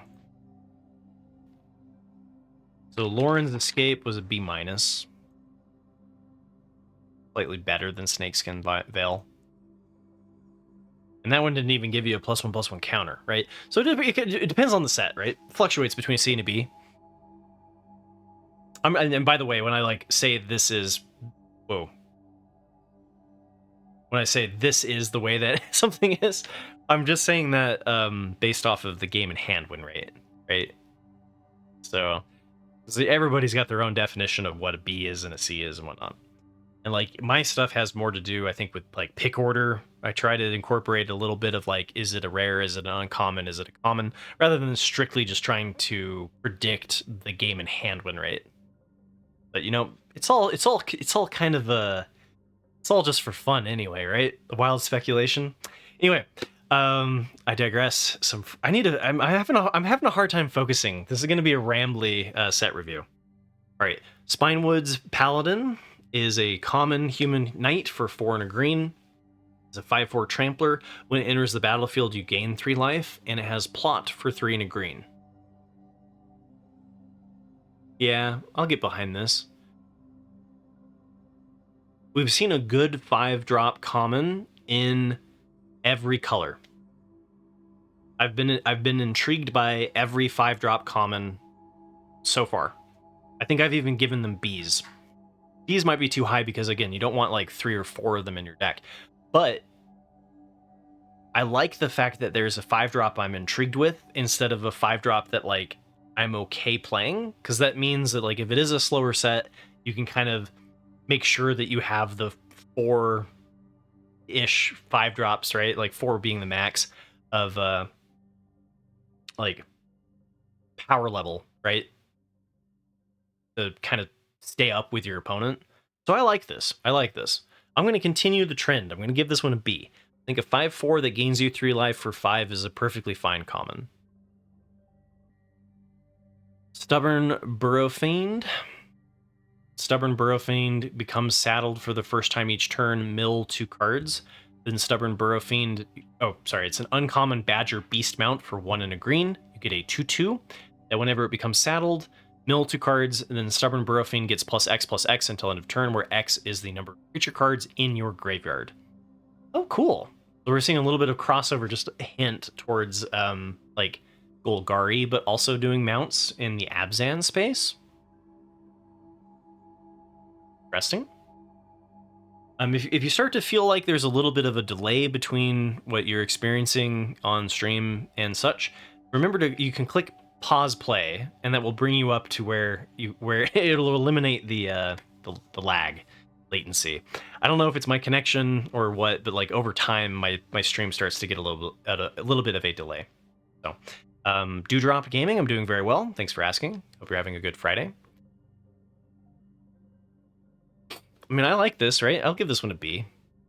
The Saddle 2 is a little bit expensive. Ah, and here, Thunderwunk, this one answers your question. So this one specifically says when it becomes saddled for the first time each turn. So this makes me think you can saddle more than once, right? But anyway, +X until end of turn, as long as you're doing like graveyard stuff. It's intriguing.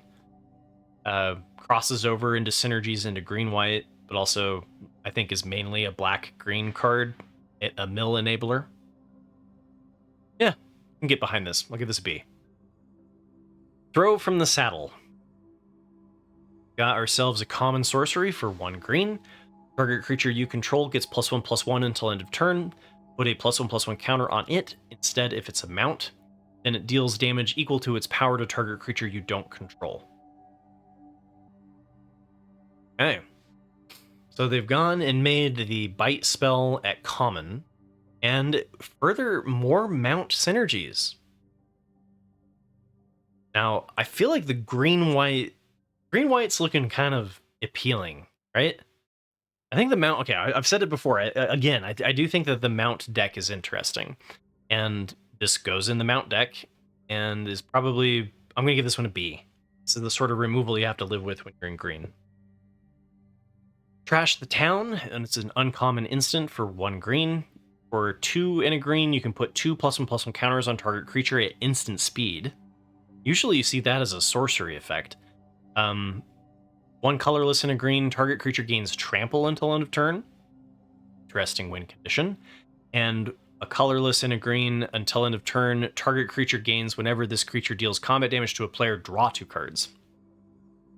So for a total of 4 colorless and a green, you get to put 2 +1/+1 counters on something, give it trample, and when it deals damage, you draw 2 cards. Yeah, I'll give that a B. I'm fine with that. That works for me.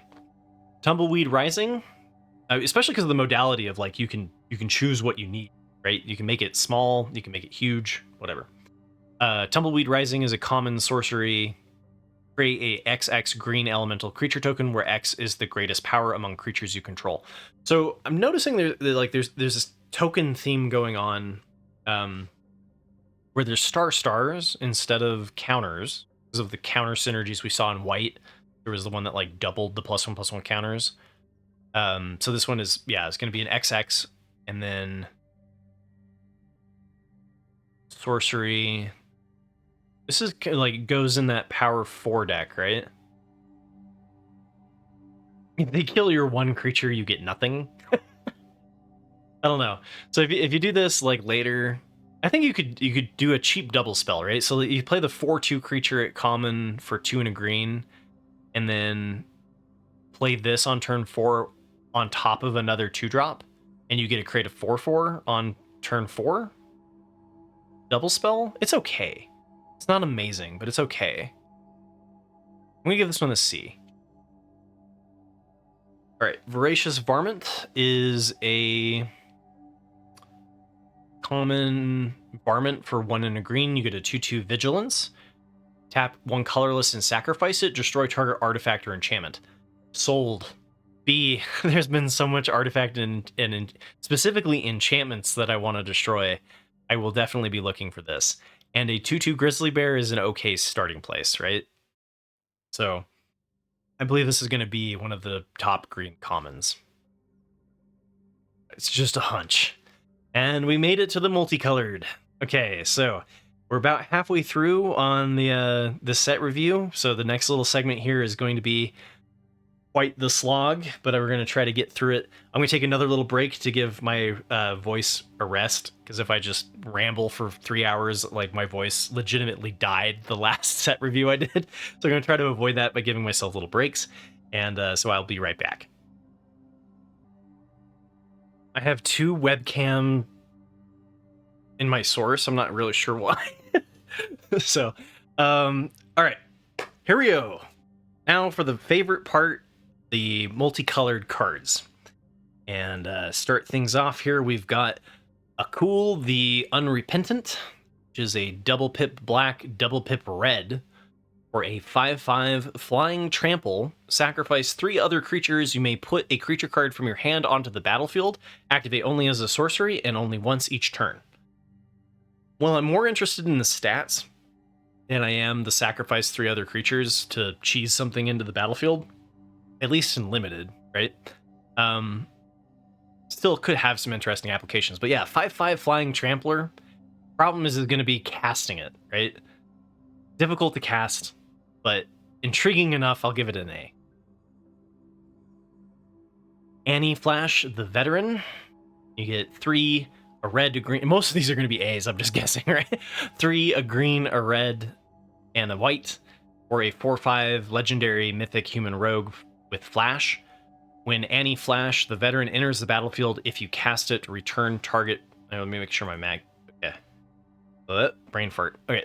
Return target permanent card with mana value 3 or less from your graveyard to the battlefield tapped. And then when Annie Flash becomes tapped, exile the top 2 cards of your library. You may play those cards this turn. Could be okay with the, like, you know, it's kind of like has a recommission built into it, right?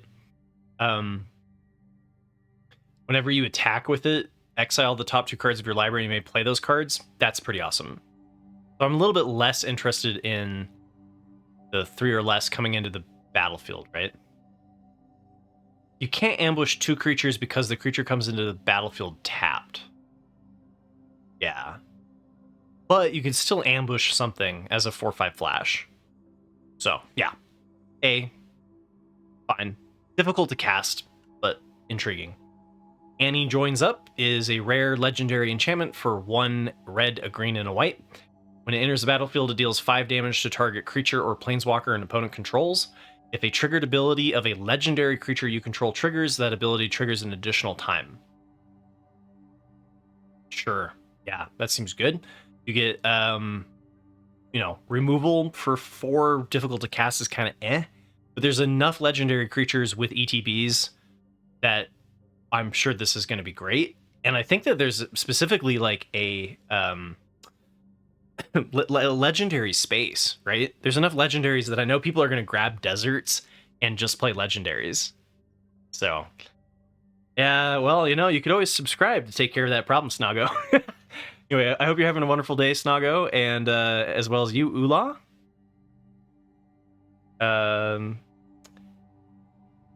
And he gets her gun. Yeah, exactly. This one's okay. I don't think this is an A power level. It's definitely going to be good in the Legendaries deck, though, right? The 5-color Legendaries deck.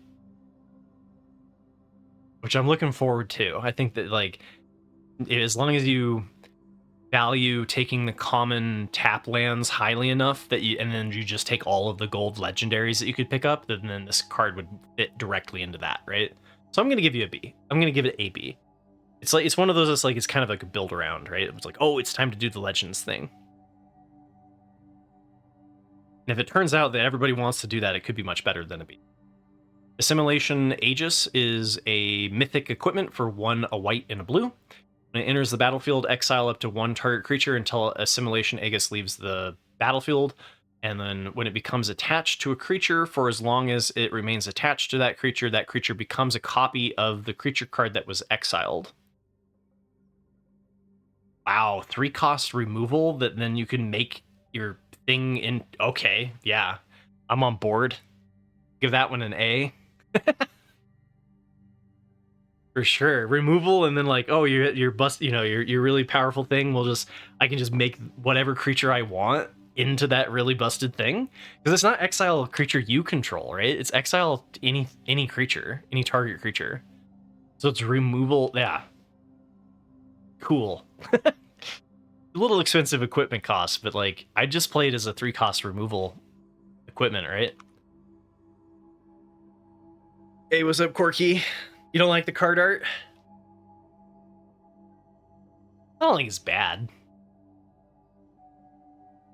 Matt Stewart, close your ears. Corky has something negative to say. All right, so we got an at Knife Point is a uncommon enchantment for 1 a black and a red. As long as it's your turn, outlaws you control have first strike. So this is kind of the signpost uncommon, telling us that Rakdos is about outlaws. It's on point. Whenever you commit a crime, create a mercenary creature token. And mercenaries are outlaws. So how do I feel about this card, though? So as long as it's your turn, outlaws you control have first strike. We know that the outlaws deck is looking pretty aggressive. Whenever you commit a crime, you get a mercenary creature token. Is okay. I'm not blown away by this. Right? I mean, it's giving your outlaws you control first strike is good, but in an aggro deck, you don't want to be. You want to be playing threats, and so like your interaction tends to be a little bit on the lower side. So then committing crimes is also hard too. Whenever that's a powerful word, that is true. It can trigger multiple times in a turn. But I'd rather just have a 3/3. All right. Whenever and once. Oh, you're right. This ability triggers only once each turn. Continue reading the card, right? So it doesn't trigger. Okay, I take that back. It doesn't trigger multiple times. I got fooled. Yeah. So you're limited to only creating a 1/1. You need to create like 3 1/1s off of this for it to be interesting. So I'm gonna give this one a C. Like, I think it's fine as like a late game card that you're gonna play in the Outlaws deck. And maybe the first strike is a little bit more important than I'm thinking. But I'm not stoked on this. Badlands Revival is a sorcery, uncommon sorcery for 3, a green and a black. And you return up to 1 target creature card from your graveyard to the battlefield. Return up to 1 target permanent card from your graveyard to your hand. So we get some like recursion. These tend to be fine. Not amazing, but fine, right? I'll give this one a C. There is enough interesting self-mill that like if you have a really good bomb, then this goes up a little bit in value. But like I'm not, so far I haven't been blown away by the Rakdos and Golgari signposts. But getting 2 cards, I mean, part of the reason why Another Chance was so good was because it was so cheap, right? So, and it was another chance an instant or a sorcery? It was a sorcery, right? Oh, no, it was an instant. That's the other thing, too. Okay. That's what put it over the top. So, sorcery speed, I'll give it a C, because, like, it's doing the thing that Golgari is trying to do. But I think C might be generous. Baron Bertram Greywater is... Yeah, you could do the farmer into that card. That's true. Turn 4. But, like, then you also have to hit something useful, right? And I'm not sure it's going to be as good as Eccentric Farmer. But Sirkovitz is a very good Magic the Gathering player, as well as card evaluator. So if they're saying it's potentially going to be the best green common and is as good as Eccentric Farmer, probably should listen to them. Well, you know, I have to look at like how many graveyard payoffs there actually are in the set.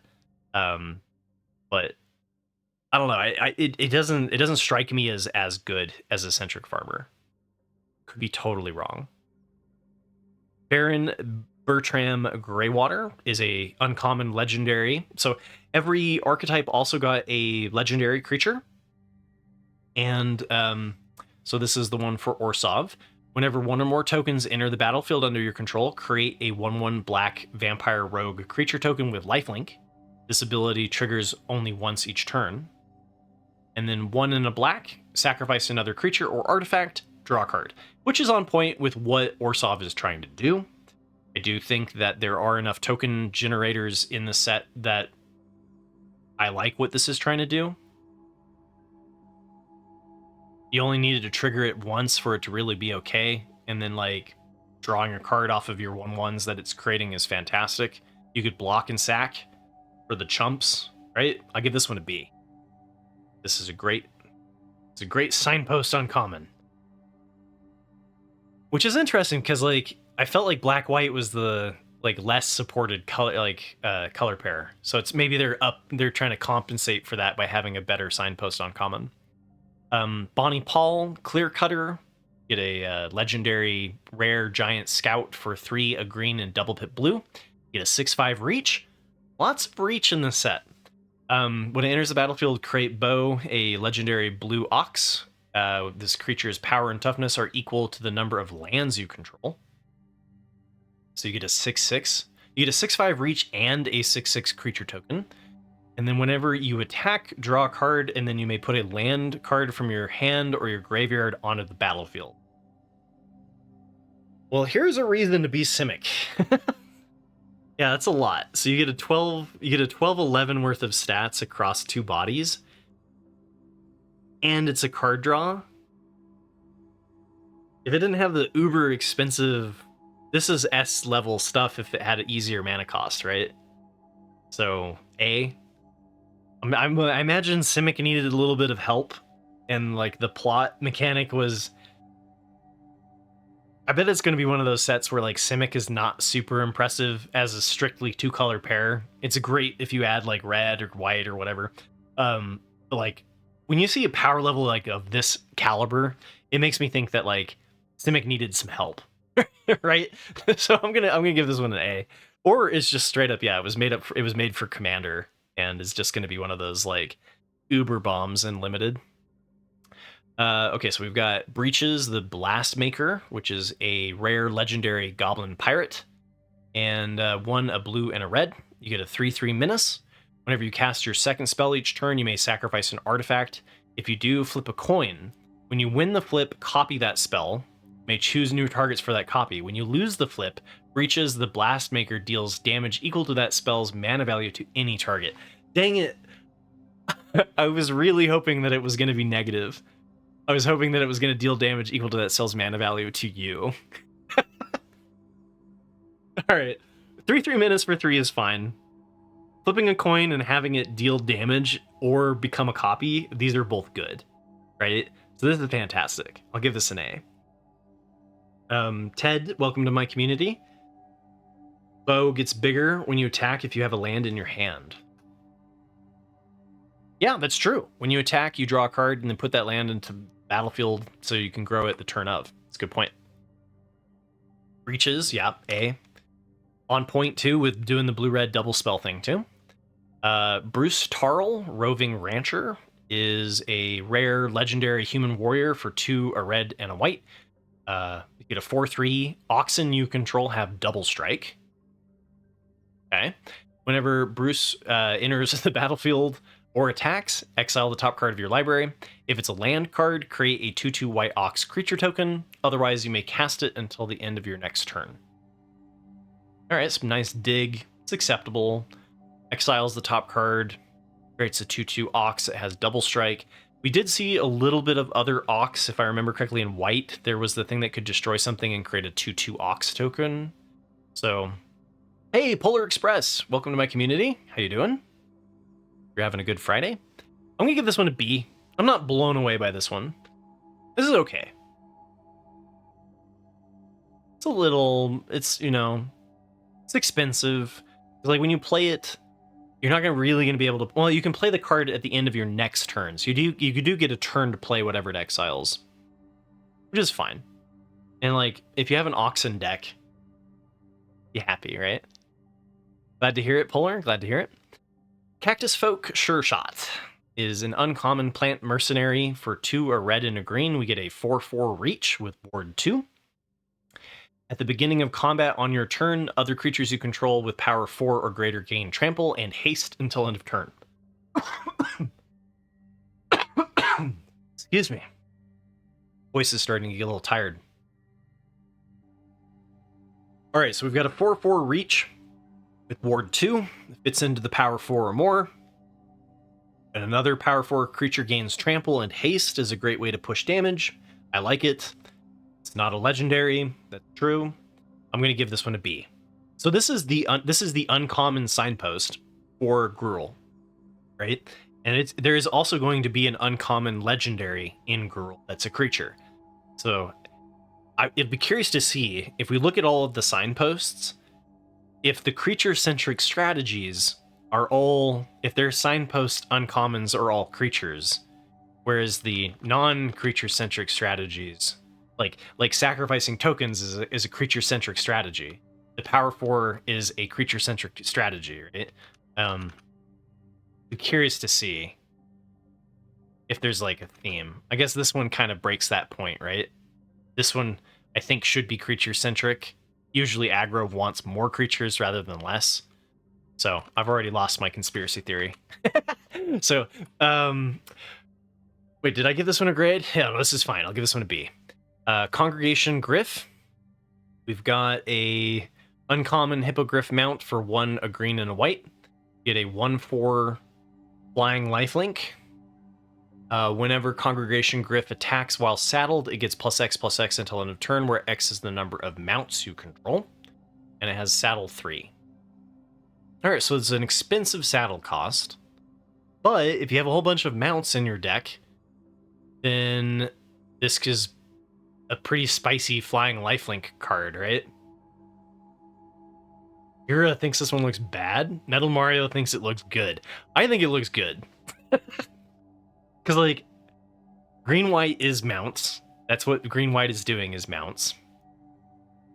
And even if you could mount this for 1, a 2/5 flying lifelink is okay. Yeah. So, like, this is a B, assuming that you're going to be putting this into the green-white mount deck, right? 1/4 stats for 3 seems weak in this set. Why do you say that?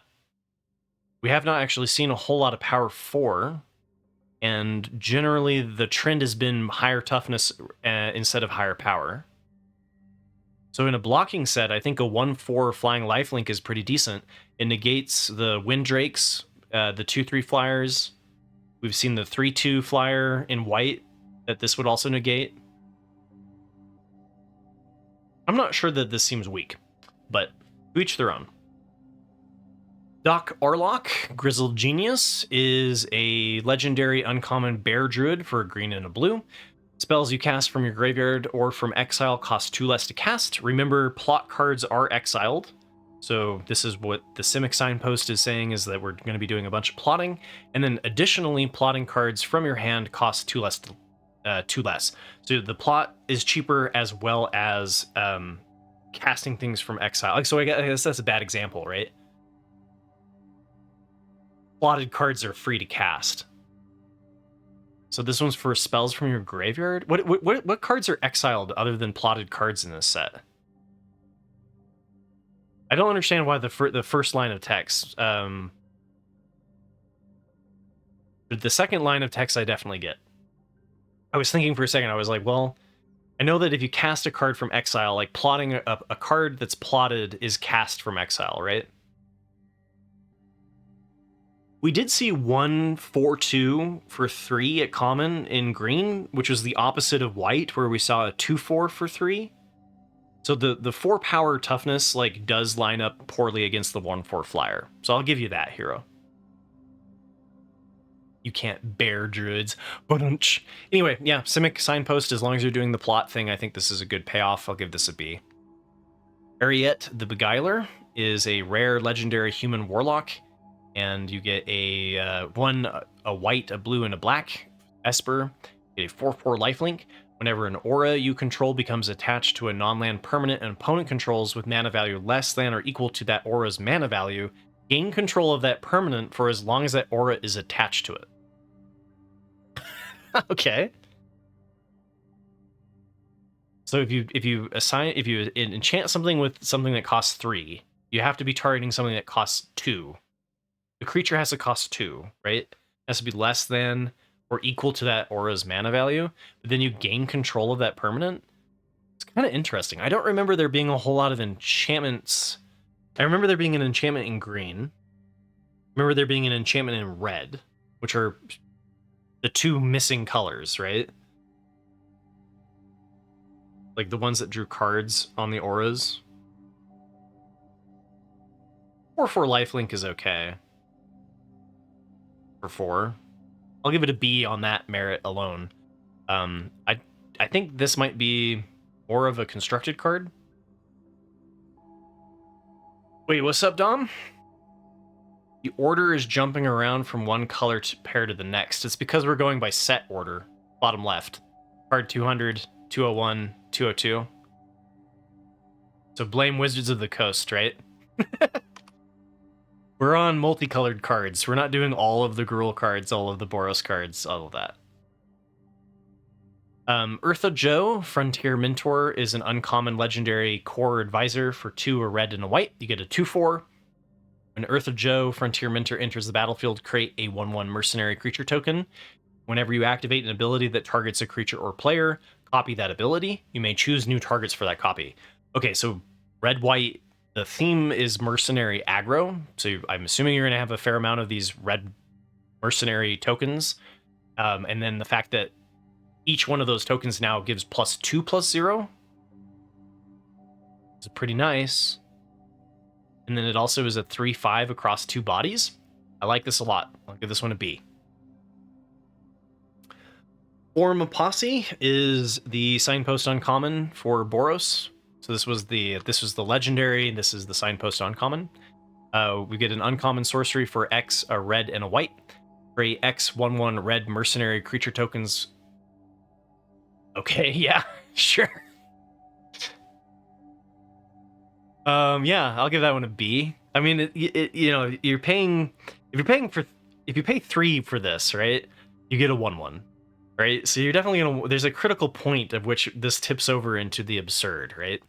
But if you're casting this for like 5, it's okay, right?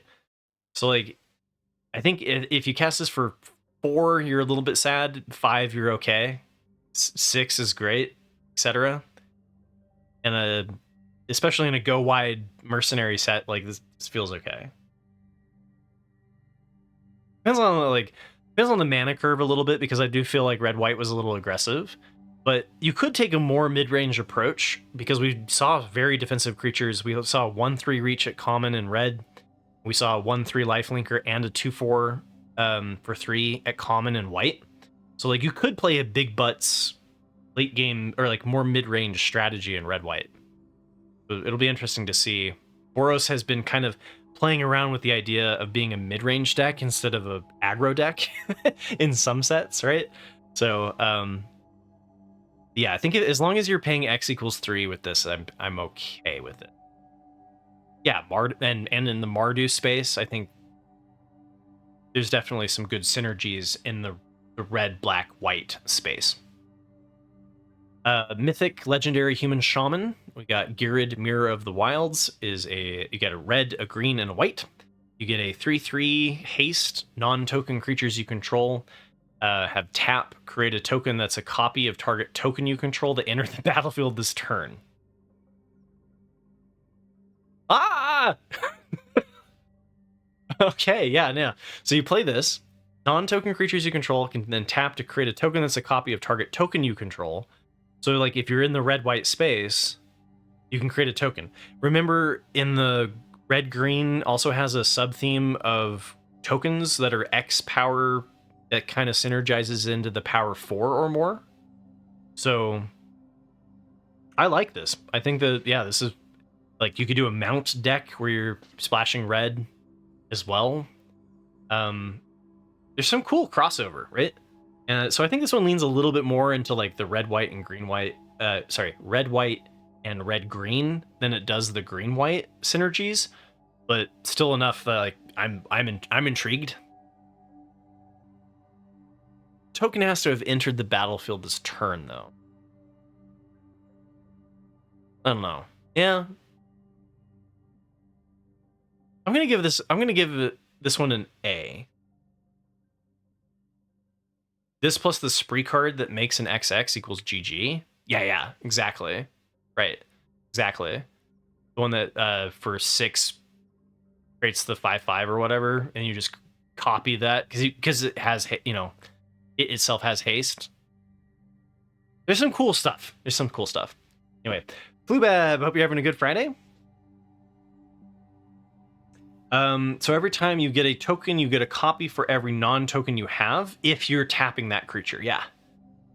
So that's pretty awesome. I'm gonna give that one I can't decide if it's an A because it is 3 colors, but I think there's some good synergies in this. I'm gonna give this an A. I'm excited about the Naya space anyway. All right. Gitrog, Ravenous Ride is a mythic legendary frog horror mount. For 3, a black and a green. I want to make a frog deck, so I have a soft spot in my heart for this. But you get a 6/5 trample haste, and when the Gitrog Ravenous Ride deals combat damage to a player, you may sacrifice a creature that saddled it this turn. If you do, draw X cards, then put up to X land cards from your hand onto the battlefield tapped, where X is the sacrificed creature's power. Okay, so Magic the Gathering savants that I have in my channel. Would you ever sacrifice like a grizzly bear to draw 2? All right, let's on turn 5 you play this. Just sacrifice your 2/2 grizzly bear to draw 2 cards. Yeah, right? Hell yeah. It's a question mark though, because like rectangles are important. So there's a tipping point at which you would not do it, right? It kind of depends on what your opponent like if you're looking across the board and they have a 3/3, then hell yeah, because your 2/2 is irrelevant, right? But at some point that doesn't hold, right? At some point, like you probably wouldn't sacrifice a 3/3. Yeah, okay. If you're digging for something, then yes. If you're close to milling out, then no. Yeah, there's definitely a balancing act, right? And a 2/2. No, okay. A 6/5 trample or haste, right, is good enough. A 6/5 haste for 5 is good enough, but a 6/5 trampler haste is fine.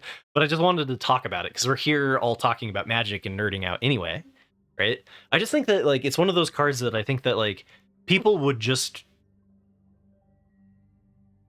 like, how much value does a 2/2 hold, right? Because people constantly undervalue how much a 1/1 token holds, right? Like we've seen a Wrath that destroys the whole, destroys everything and leaves you with a 1/1 token is amazing. Like Into the Feywild that drew the cards and created a 1/1 was like, the tipping point that made it good. So I'm just curious at what point does Like, do you think this effect of drawing X cards equal to the sacrificed creature's power, is that worth removing a rectangle off of the board? Or do you think most of the time that you play this, you should be just keeping your 1/1s and your 2/2s on the board? Right? Yeah. The 3/1 looks like there's good sack fodder, especially in the Abzan space, right? It's like black-white takes the token creation from white, the sacrifice from black. You've got some things that are better to sacrifice, right? Especially like the black 1-drop that sacrifices into another 1-drop, right? You've got the double fodder. So like, yeah, there's some Abzan nonsense cards that would like where you would want to be able to sacrifice, right? I thought it would be interesting to talk a little bit about like, don't undervalue how good a 1/1 token is with this card. I don't think it's like a no-brainer that you're just going to sacrifice a 1/1 to draw. But I don't know, because card draw is pretty good. So like, I don't know. You know, it's just one of those things that like I wanted to hear what you guys thought. So seems about right though. Like, yeah, if it's something that you like is not great, then you would do it. Hey, Polar Express, you're trying to figure out what would be good to make into a commander deck, right? Yeah, it kind of has that commander vibe for sure. Baby Tete, are there any gain control of opponents? Yes, there's a threaten. Uncommon threaten at red. Which would work great. So you could threaten, take it, and sack it, right? In the Juned space. That's how I say Jund. Black, green, red. Yeah. Mardu Sacrifice is gonna be fun, right? And I think Abzan Sacrifice too. The threaten is at uncommon. We covered it back during red. It's a sorcery speed, but it can be instant speed if you've committed a crime. So if you commit a crime with like a 1-cost cheap thing, then you can instant speed threaten, take something, and block one of their attackers with one of their own cards, right? Well, I guess no, because it's after the declare attackers. Well, maybe with a vigilance creature. Anyway. Oh no, it untaps. Yeah, no, so you can totally take one of their attackers. I forgot it untapped. Anyway, there's an uncommon instant speed potentially threaten in the set. So anyway, enough rambling about this. We've still got like 50 cards to go or something. So, uncommon Honest Rutstein is a legendary uncommon human warlock for 1, a black and a green. I forgot to give this a grade. I think during my ramblings, this is an A. When Rutstein enters the battlefield, return target creature card from your graveyard to your hand. Creature spells you cast cost 1 less to cast. Hell yeah. I like this one. So, you know, you get a raised dead effect. It's a little understated, but not terribly. And then creature spells you cast cost 1 less to cast is great. Because most of we've had like outside of the food deck, we've in Wilds of Eldraine, we've basically seen Golgari be labeled as like a reanimator graveyard strategy, and it's really been more of a mid-range deck, right? A lot of times it's been kind of this like attrition-y mid-range deck, and with a little bit of like graveyard synergies, and so this fits into that perfectly, right? If you're playing like a creature-centric mid-range deck, you get a little bit of like recursion from your graveyard if you're playing this probably after turn 3. Yeah, so I like this. I like this. This works if graveyard recursion is actually really strong. It also works if it's just a mid-range creature-centric strategy. So I like, yeah, thumbs up. You get a B. Intimidation Campaign. Intimidation Campaign. Get ourselves... Alright, uncommon enchantment for 1, a blue and a black. When it enters the battlefield, each opponent loses 1 life, and you gain 1 life, and you draw a card. And then whenever you commit a crime, you may return Intimidation Campaign to its owner's hand. 2-point life swing and a draw card.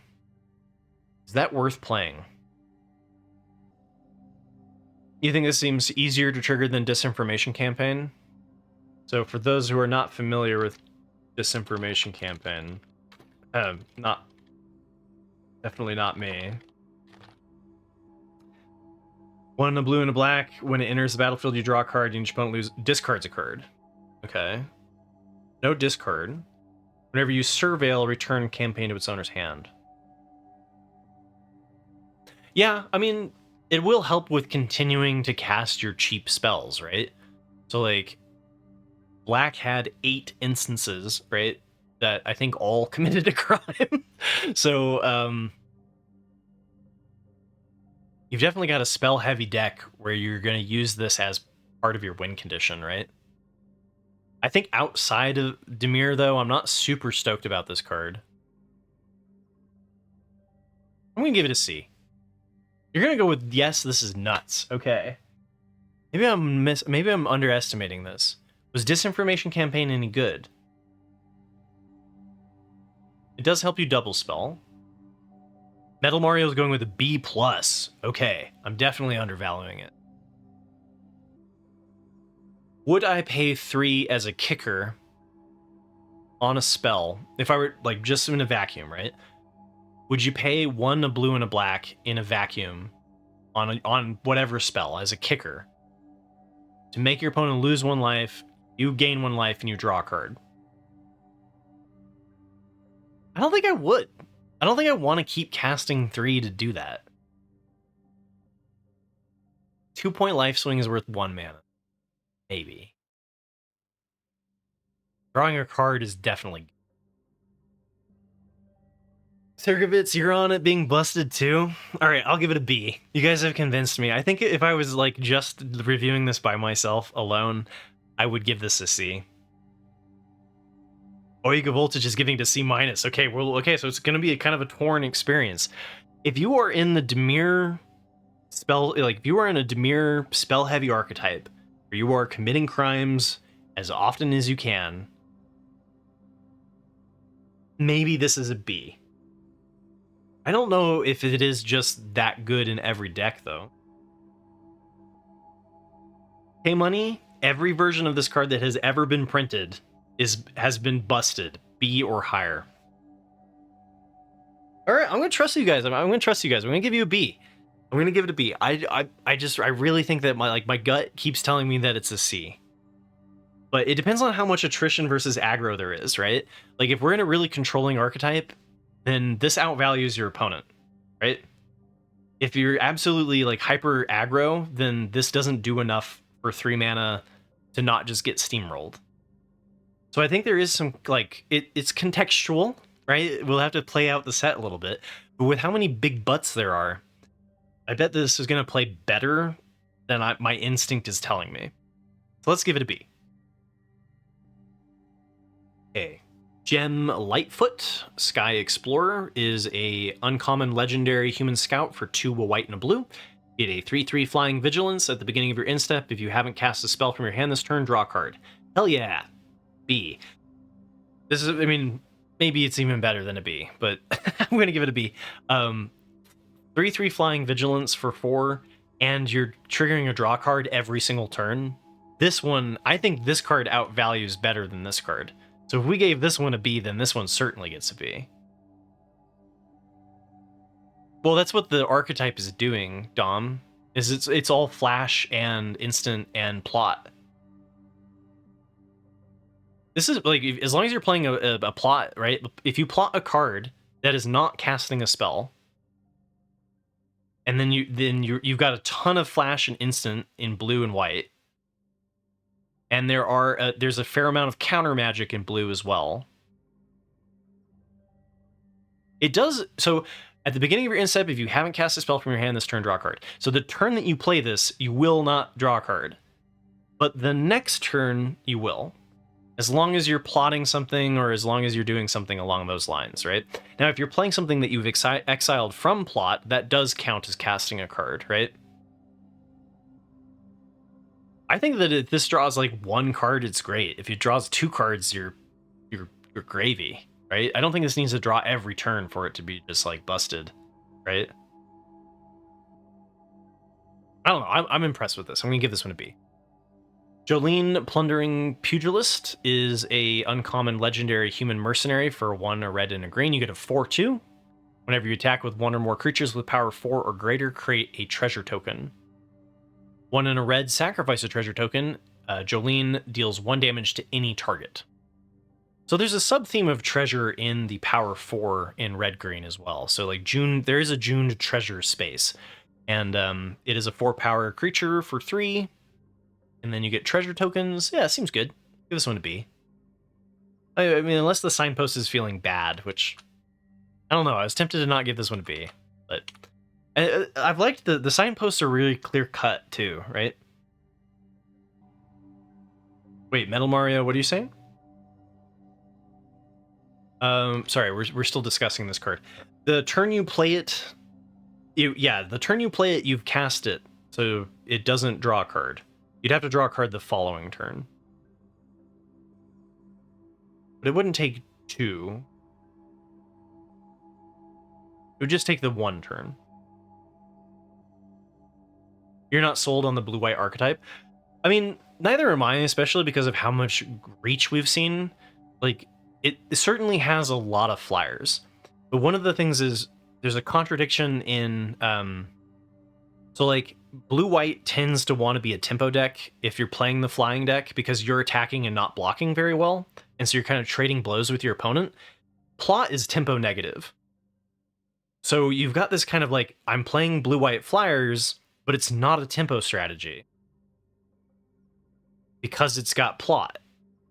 And so you have like this, I'm going to slowly kill you with flyers while I control and play a reactive strategy.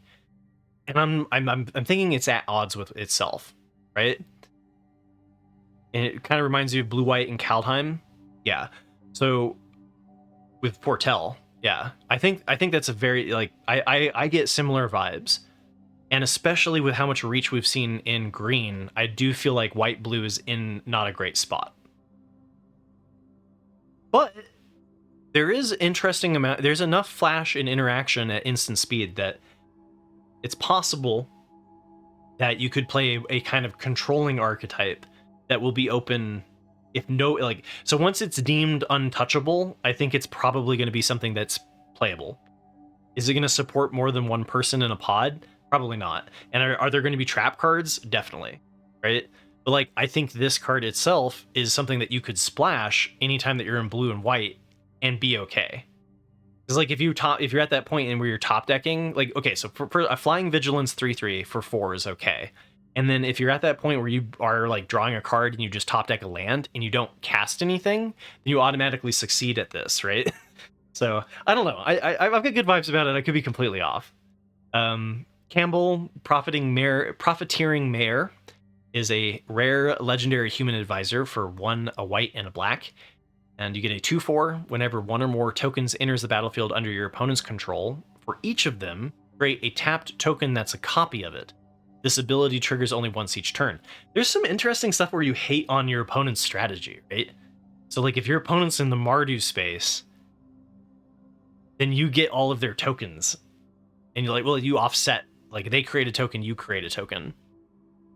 Whenever 1 or more tokens enter the battlefield under your control, each opponent loses 1 life and you gain 1 life. Yeah, and you're in the token sacrifice archetype where you're like generating these mercenary tokens that then like sap your opponent. I like this. I'll give this one a B. I mean, I give everything a B. Kellen joins up. All right, so we've got ourselves a rare legendary enchantment for a green, a white, and a blue. When Kellen joins up, enters the battlefield, you may exile a non-land card with mana value 3 or less from your hand. If you do, it becomes plotted. Whenever a legendary creature enters the battlefield under your control, put a +1/+1 counter on each creature you control. Well, there we go. There's the payoff, right?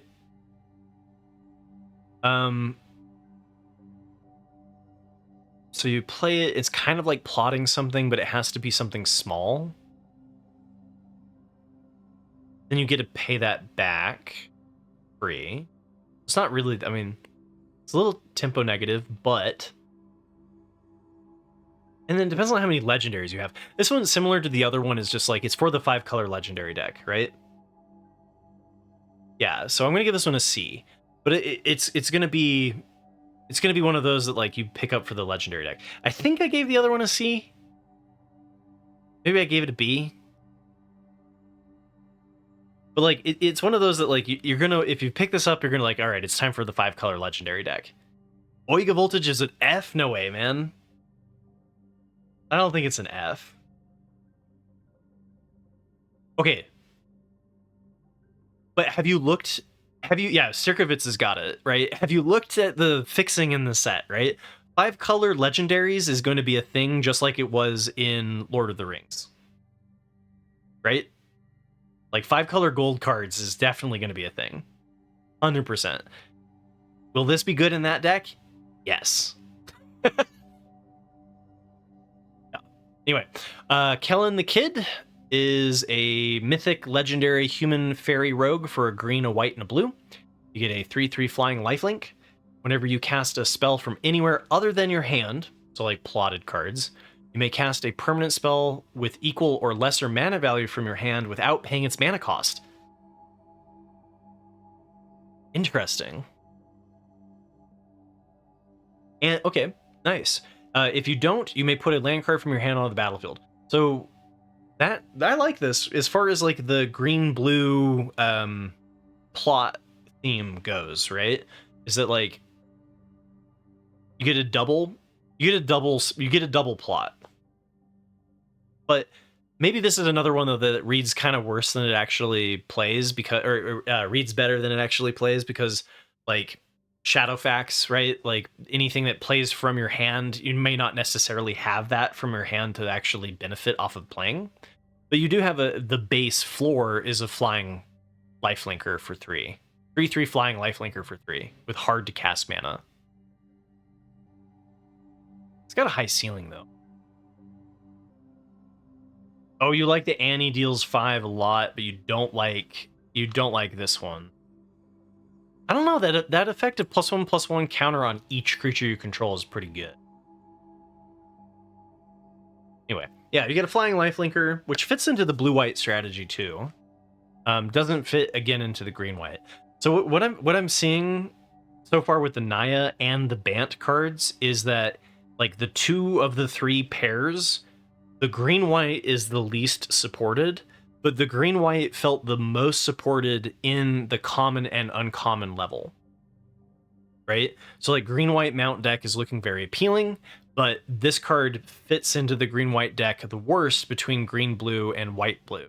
And then same thing with the Naya card, right? It was better for red-white and for green-red, which were the more token-centric, rather than green-white, which is a little bit more mount, not token-centric. So like it's interesting to see, like you can see the balancing happening. Anyway, Achilleos, I'm trying to say your name as best I can. It's hard for me to pronounce it correctly, but I hope you're having a wonderful Friday. Kellen the Kid is neat in 5-color. Base 3/3 flying lifelink is great. Probably comes down late to have a plot card ready to cast. Oh, you're talking about this one? In 5-color. Yeah, and if you have something plotted already, so if you plot a card and then play this on turn 5, you get additional value off of your plotted card, right? Which is good for making up the tempo you lost from plotting a card earlier. So this one's got good design too. So enough of that, right? The question is whether or not it's an A. Yeah, I'll give it an A. I think that there's at least 2 of the 10 that I am tempted to play it in. And if not more, right? The 5-color legendary deck. So then we've got Violent Cacophony. Got ourselves an uncommon legendary zombie horror for 2 a blue and a green, 2 a blue and a red. You get a 2/3 flyer. Whenever you cast your second spell each turn, put a +1/+1 counter on Violent Cacophony, and draw a card. Well, hell yeah, right? You're in the archetype that has trying to play the cheap cantrips and cheap spells in red, and then it becomes a 3/4 flyer. Even if you just do it once, you draw a card. You just have to do this once and it looks good, right? You can give this one a B. Laughing Jasper Flint. is a rare legendary lizard rogue with a 1, a black, and a red. You get a 4/3. Creatures you control but don't own are mercenaries in addition to their other types. Okay. At the beginning of your upkeep, exile the top X cards of target opponent's library, where X is the number of outlaws you control, which is the black-red theme. Until end of turn, you may cast spells from among those cards, and mana of any type can be spent to cast those spells. So is this this is a nod to being like, okay, so if you take over something that's if you threaten something that's not a mercenary, becomes a mercenary, and then because it's a mercenary, you're not gonna threaten something at the beginning of your upkeep, though, right? Well, I guess maybe you could. Ah, hey, what's up, Isaiah? You like how the lizard's frill gives you kind of like a beard vibe? I like that too. Metal Mario, blue-red looks awesome to you in this set. Yeah, I think green-white looks really good. I think the mount synergies looks really good. And I think the blue-red Spell Slinger looks amazing. Anytime I see a common blue that draws a card, sign me up. Right? Like, as long as there's payoffs and everything that had, like, just pick up a keyword double spell and then cantrippy cheap blue-red spells, done, right? Anyway, Jasper Flint. I'm not 100% sold on the, like, creatures you... I don't understand why you need to make them into mercenaries, but gives you some card draw from your opponent. It's all right. But a 4/3, it's overstated. You're an aggressive strategy. Seems like a fine 3-drop. Gives you some good fuel. Yeah, it gives me... I'll give you... Sure. Let's do it. Because then you have more outlaws. Yeah, exactly. That's if you take control of your opponent's thing through the threaten, you get to draw additional gas. Yeah. Oh, wait. No, but you control those, right? Oh, thank you, brain. Okay, I've been doing this for too long. We're getting close to the 3-hour mark, which is when my brain dies. It's because the creatures that you draw from your opponent's deck you don't own. I was thinking the threaten of the set. It's from playing the cards that you exile from their library. Thank you, chat. You're helping me out today, man. All right. Lasav, Familiar Stranger, is an uncommon legendary shapeshifter for 1, a blue, and a black. Whenever you commit a crime, put a +1/+1 counter on Lasav, Familiar Stranger. Then you may exile a card from a graveyard. If a creature card was exiled this way, you may have Lasav become a copy of that card until end of turn. This ability triggers only once each turn. So, similar to the signpost that we saw for Dimir, that was the enchantment that bounces. Assuming that you have enough enablers to be able to commit a crime on a regular basis, then this is probably easier than popping the clue token. Although this doesn't give you the card draw, right? Anyway, I'll give this one a B. Void Voltage, you really don't like defensive statted creatures. That's what I'm gathering. Oh, that seems okay to me. But even if it was just a 1/4 for 3 that got a +1/+1 counter on each time you committed a crime. Well, you commit a crime once, it's a 2/5. What creature is getting through a 2/5 in this set? Like, nothing until turn 5, turn 6. If you're playing an attrition strategy in blue-black, which I imagine the committing a crime is a controlling space, then getting to turn 5 and turn 6 is where you start to then become the favorite, right? So I don't think I go with this being average. I think this looks good for controlling space. You're not going to want to splash it into like, you're not going to want to splash it into a red archetype where you're being aggressive, right? Yeah, we'll be doing practice drafts we'll be doing practice drafts next week because we have when does the set come out? It's not out for another week and a half, right? We have lots of time for practice drafts. Grixis crimes might be a thing. was thinking Esper Crimes was a little bit more. What in red makes you? I guess the red removal, just in general. Early access is on the 10th. I'm not part of that. Are you this? Did you get it, Isaiah? Are you part of early access? Yeah. So we have a week and a half. And congrats, Isaiah. Excellent. I'm only slightly jealous. I really want early access at one of these points, but until then, you guys will just have to listen to me ramble. All right, so Lasav, Familiar Stranger, it's doing what it's on point with what the archetype's trying to do. I like it. I'm giving it a B. Lilla, Undefeated Slickshot, is a rare legendary human rogue for 1 a blue and a red. You get a 3/3 prowess, double spelling prowess. That seems right. Whenever you cast a multicolored instant or sorcery spell from your hand, exile that spell instead of putting it into your graveyard as it resolves. If you do, it becomes plotted. Okay, good. I was like, I didn't read the from your hand for a second. I was like, doesn't this just loop over and over and over? So if you cast it, you get to spell it. You get to cast it again. But remember that when something is plotted, it's only playable at sorcery speed. But it helps you do the double spell. They did cut a bunch of streamers, right? Like, didn't you get cut, Metal Mario?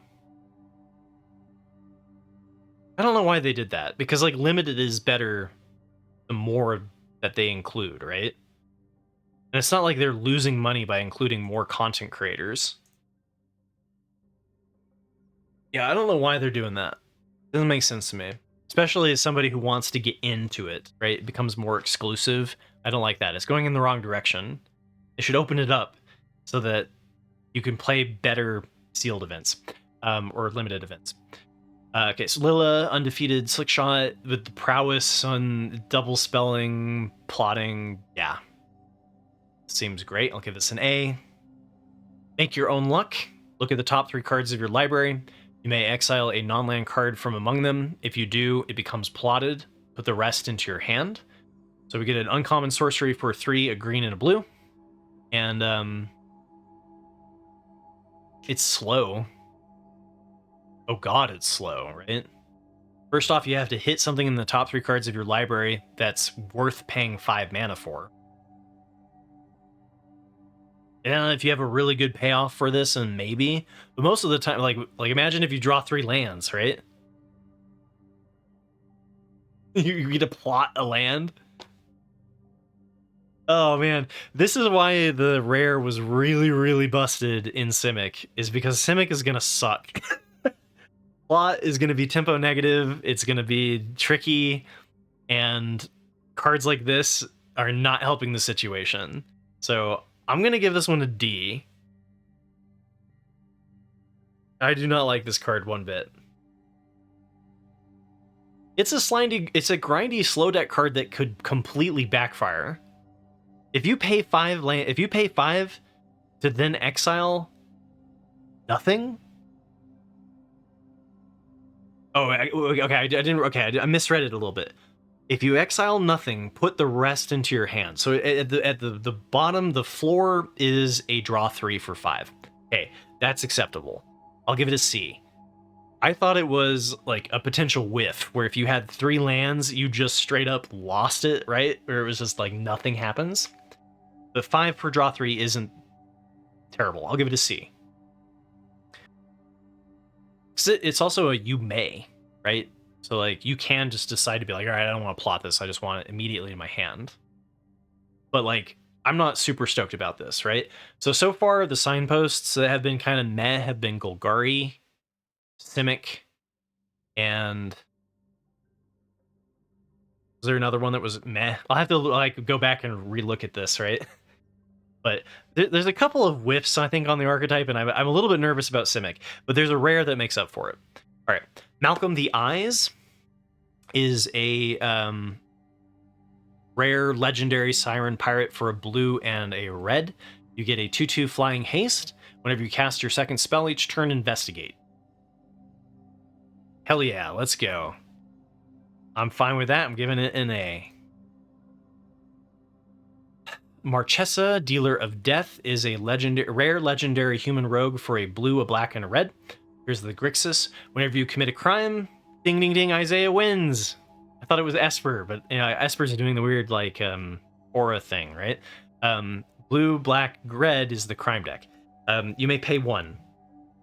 If you do, look at the top 2 cards of your library, put one of them into your hand and the other into your graveyard. Yeah, that's great. Wow. Yeah. You get a 3/4, which is overstated. Whenever you commit a crime, you get to draw some graveyard synergies that could be interesting. Yeah, Grixis crimes. I mean, the archetype Dimir is crimes. The archetype for blue-black is crimes. Is there a 3-color space that is also crimes? Yeah. Right? So, sure, A. Whatever. I'll be happy to pack one, pick one it.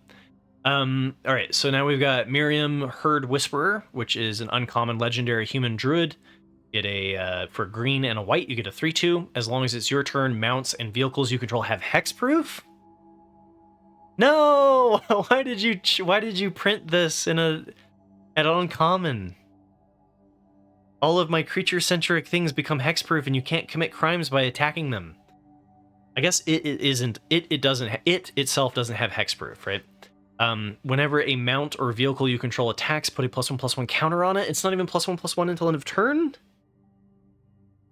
And it's overstated? It's a 3/2 for 2? Wait, what's up, Flubab? I've got Arena as a background music, yeah. Alright, the mount deck looks stupid to me, guys. It looks good. I'm worried about the power level of green-white. I'm gonna say it right now. I'm a little bit nervous. I like blue-red, and I like green-white. Nah, Flubab, I got it as a background tune, right? Oyuga Voltage, I'm holding you to it. If green-white is the worst archetype, I'm going to... I'll give you like a free sub. Right? If it turns out to be the best archetype, then I'm going to ban you for a day.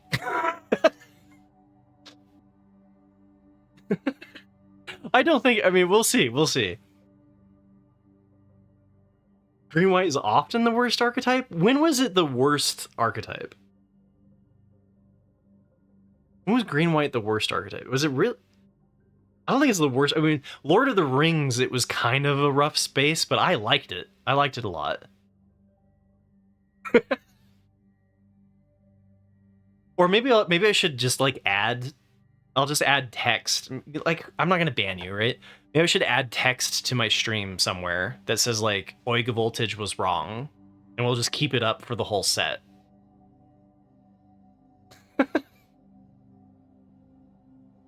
Oh, man.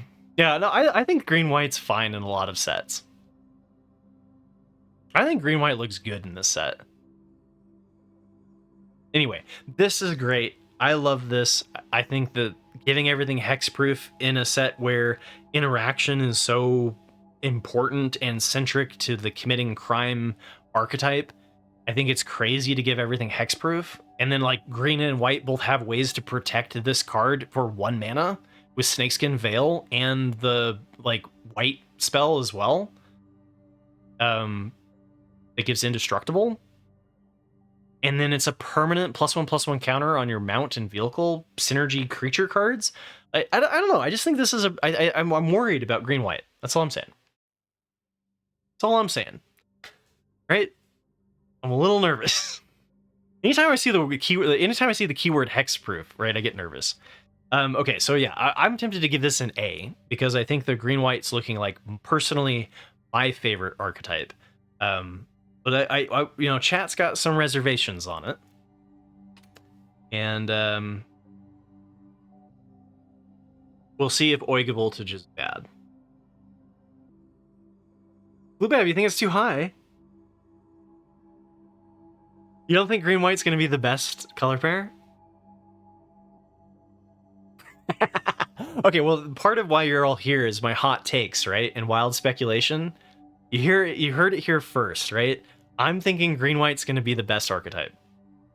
Was I completely wrong in Lord of the Rings? Yes. I thought black was going to be awful. Have I been wrong in the past? Yes.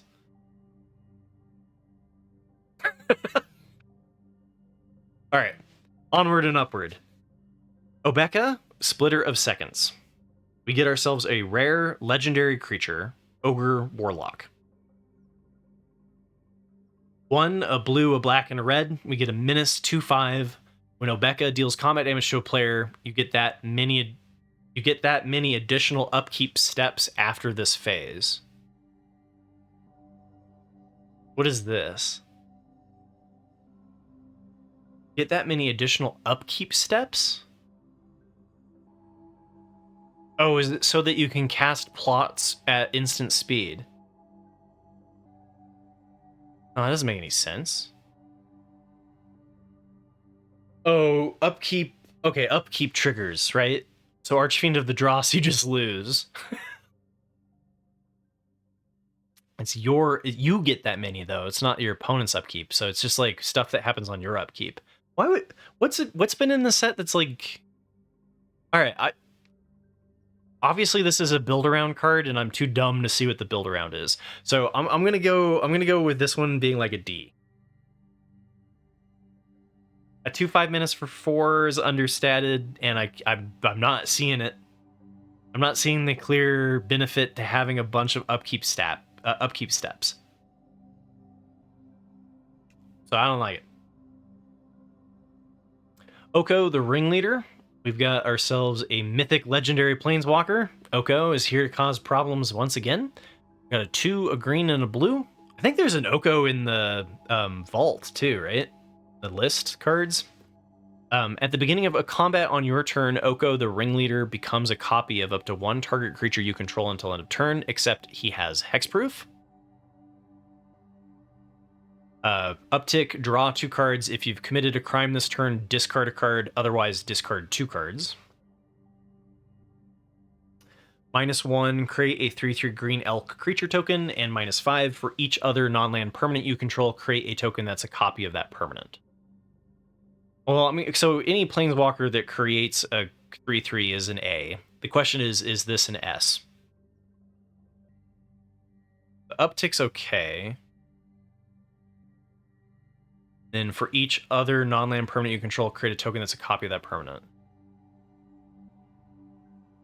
You just get to double everything? Alright. It was a hexproof creature. Doesn't have to be. It's of up to 1 target creature you get to create a 3/3 or draw. 3 turns to play it, uptick to 4. Uptick to 5. You're right, I can count. Ultimate for 5. It's kind of slow, but I mean, turn 7 is when your ultimate. I don't know. Oko was busted enough. I'm gonna give this one an A. I don't think it's an S. It doesn't read as strong as the previous Oko. But a planeswalker that creates 3/3s is just pumping out 3/3s. That's pretty good. 1 green blue Oko's in the breaking news. Is that the one that broke standard? Or is the breaking news Oko the lesser Oko? This will be strong. 4 mana, 3/3s is enough. Yeah, that's why it's getting an A. I'm not sure it's an S though. Yeah, so the one that's in breaking news broke standard, right? Oh, it broke Magic. Multiple formats, not just standard. Yeah. Anyway, I'll give this one an A. I don't think it's the broke. It's not going to break anything in Constructed. But a Planeswalker that pumps out that many things, that's fantastic, right? Look at the top X cards of your library, where X is twice the number of lands you control. Rare sorcery for black and a green. And then look at the top X cards of your library, where X is twice the number of lands you control. Put one of them into your hand, and the rest on the bottom of your library in a random order. It's kind of like a tutor. Gosh, man, can you imagine this in the Sultai landfall deck that gets like 15 lands in standard? Just like 30, you get to tutor for 30 cards or whatever. In limited, this is not as great. Turn 4, you get to just put something from there into your hand.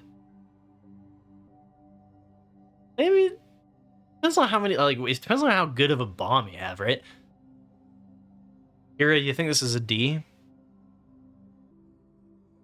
How much does this need to dig for you to be able to hit something for it to be useful?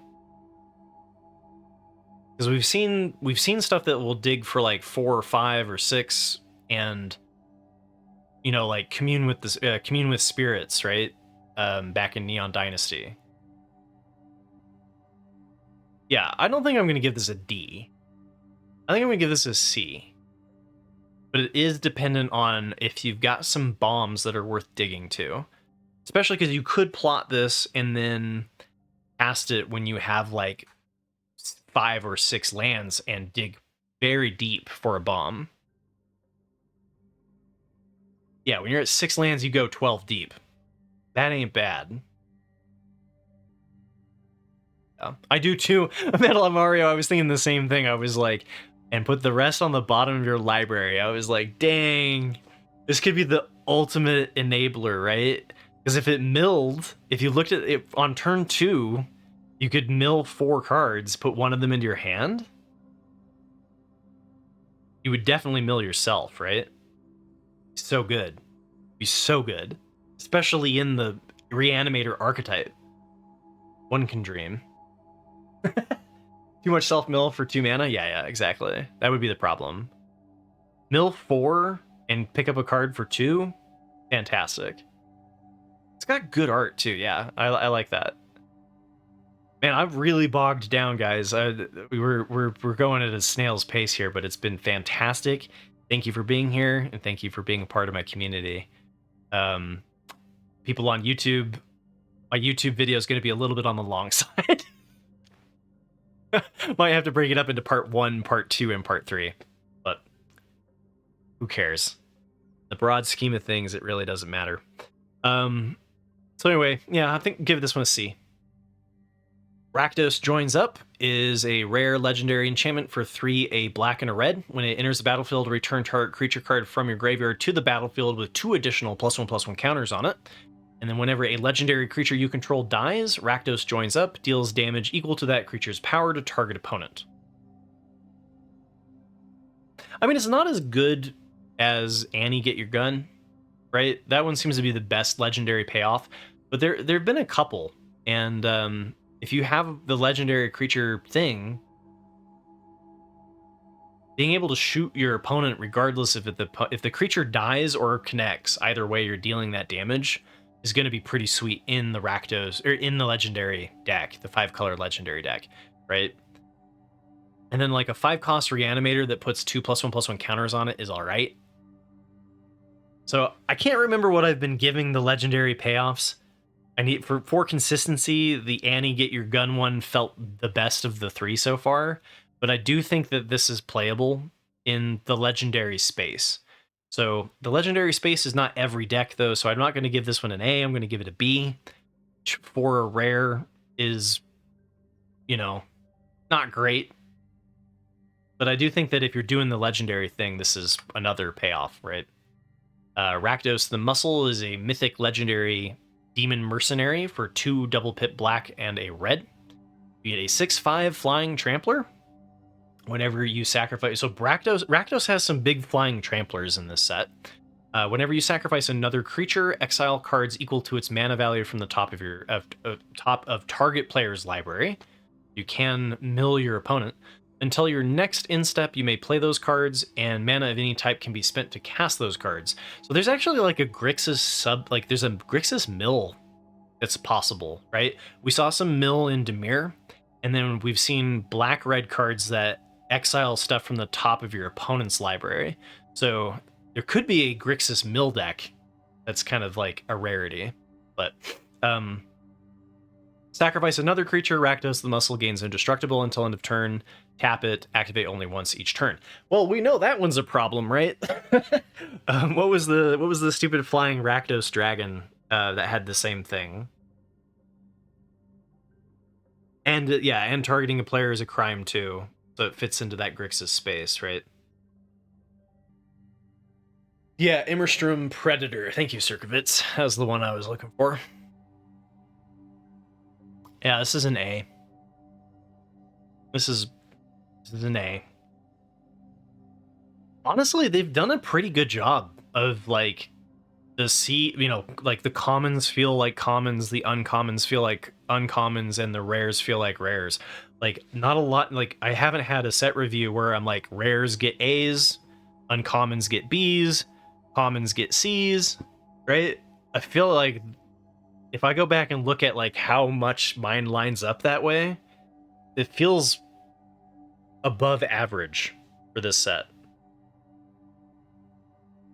I don't know. So Raikou of Many Paths is a rare legendary for green, a blue, and a red. A human wizard. You get a 3/3 whenever you cast a modal spell. Choose up to X, where X is the number of times you chose a mode for that spell. So if you do Spree and you do all 3 options, then X equals 3. Exile the top card of your library until the end of your turn. You may play it. Put a +1/+1 counter on Raikou of Many Paths. It gains trample until end of turn. And then create a 1/1 blue bird creature token with flying. Choose up to X. So you get to choose all 3 if you did a Spree for 3. Okay. This isn't for limited, you don't think? So with as many Spree cards as we've seen? I don't think this is for constructed. It's not powerful enough for constructed for green, for the difficult to cast mana cost, right? Oh, EDH commander card. Yeah, it doesn't need an enabler. You need to have like what 7 modal spells for this to be interesting, and then more ideally like 9. Yeah, okay. EDH, like, yeah, for commander.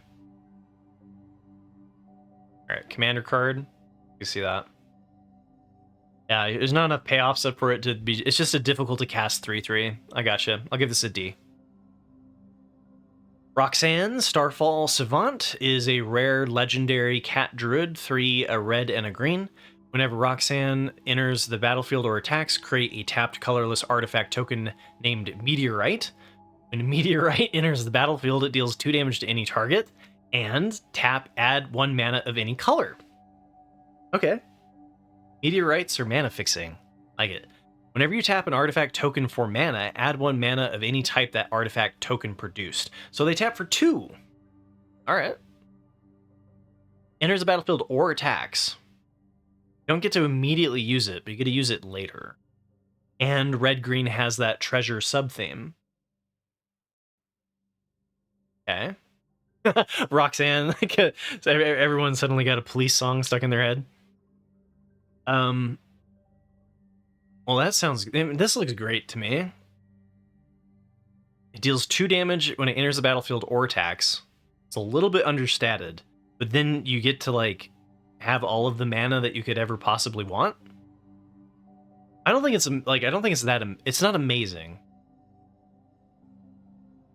But it's acceptable. I'll give it a B. Alright.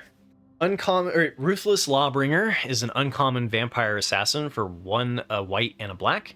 When Ruthless Lawbringer enters the battlefield, you may sacrifice another creature. When you do, destroy target non-land permanent. Alright, let's go. You sacrifice a creature to destroy something and you get a 3/2? Okay, this is an acceptable 3/2. I'll give this one a B. Should fetch a desert for flavor. I can agree with that. I like fetching a desert more than meteorites tapping for rainbow mana, right? Satoru, the Infiltrator, is a legendary rare human ninja rogue for a blue and a black. And it's a 2/3 menace. When Satoru, the Infiltrator, and or one or more other non-token creatures enter the battlefield under your control, if none of them were cast or no mana was spent to cast them, draw a card. You know, it's a lot of text when you have to read it again, right? So if you cast them with plot stuff, right? Because then they entered the battlefield without being cast. No, because no mana was spent to cast them, and you get to draw a card. Reanimate. Okay, plot, reanimate, and plot. Gotcha. So I like a 2/3 menace. 2/3 menace. I can, that's fine. I wasn't really thinking about plotting very much in the blue-black deck. Kind of feels off. Feels like it feels a little bit off to me, but I'm still fine with the 2/3 menace for 2. The potential upside of drawing a card. So sure, A. And then Selvala, Eager Trailblazer, is a mythic legendary elf scout for 2, a green and a white. You get a 4/5 vigilance. Whenever you cast a creature spell, create a 1/1 red mercenary creature token. And then tap, choose a color, add 1 mana of that color for each different power among creatures you control. Okay, so we got a fixer. We got a 4/5 vigilance fixer that creates a 1/1 mercenary creature token when it enters the battlefield. Yeah, A. I think the green-white space is looking pretty tasty, guys. Oh, sorry, it doesn't create one when it ETBs. It's on future ETBs you create a 1/1. So it could produce even more 1/1s. But it helps fix for the red spells in your deck. I like it. And it has mercenary synergies for like the red-white stuff, right? Whenever you cast a creature spell, create a 1/1. No ETB. When a creature is cast, create a 1/1. This is the only green-white card. It would trigger from a plotted creature. Oh, from plotted creature. Yeah. So if you plotted a creature before, you could immediately get the 1/1 out of it. Gotcha. All right. Anyway, yeah. Thumbs up. Seraphic Steed. Got ourselves a 2/2 first strike lifelink unicorn mount, rare for green and white. When Seraphic Steed attacks while saddled, create a 3/3 white angel creature token with flying. At least the saddle cost is 4. But a first strike lifelinker for 2? 2/2 first strike lifelinker? I don't think it's going to be terribly hard to saddle it. And there's some synergies there, right? I don't know. Guys, I'm standing by it. I think green white's looking okay. First strike lifelinker for 2. Potential upside? Yeah. Seems great. A. I don't know. Maybe I'm giving out way too many A's, but like I don't know. I'm a little bit worried about the rares in this set. Yeah, and exactly. You could make it bigger, and then you've got a first strike lifelinker that's going to be pretty damn spicy. So at least that one's at rare. Slick Sequence is an uncommon instant for a blue and a red. Slick Sequence deals 2 damage to any target. If you've cast another spell this turn, draw a card. Yeah, B. I'll give that. That seems great. 2 damage to any target for 2, and then you draw a card if it's your second one. What the archetype's trying to do. Seems decent. Tai Joaquin, Perfect Shot. Get a rare legendary human mercenary for a red and a white. Get a 2/3. Whenever a source you control deals non-combat damage to a creature equal to that creature's toughness, draw a card. And I'm getting brain lags going on here. When a source you control deals non-combat damage to a creature equal to that creature's toughness, draw a card. So if you deal 3 damage to something with 3 toughness, you draw a card. X and tap it. If a source you control would deal non-combat damage to a permanent or player this turn, it deals that much damage plus X instead. Ah, okay, so you can tweak it to be the exact toughness so that you draw the card. It itself can't deal damage, but it can hit it perfect. Thus the perfect shot. Aha! Okay, it all comes together. You can only tweak it upwards, you're right. Which matters because we did see at common, we saw the like deal 6 damage to our target, or we saw the sorcery for double pip red that dealt 5, right? So this is better for the like deal small amounts of damage that you can then tweak upwards, draw a card. Still interesting. Yeah.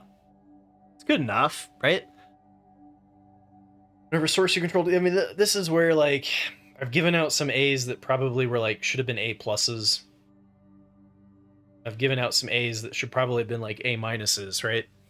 But if you could do this once and draw a card, you've basically turned your removal into Torch the Witness, right? Oiga Voltage, you and I do not agree on card ratings whatsoever. You think this is a D? D being, if you were to take the average Boros card, let's say the average win rate in Boros is 55%. This would be below 55%.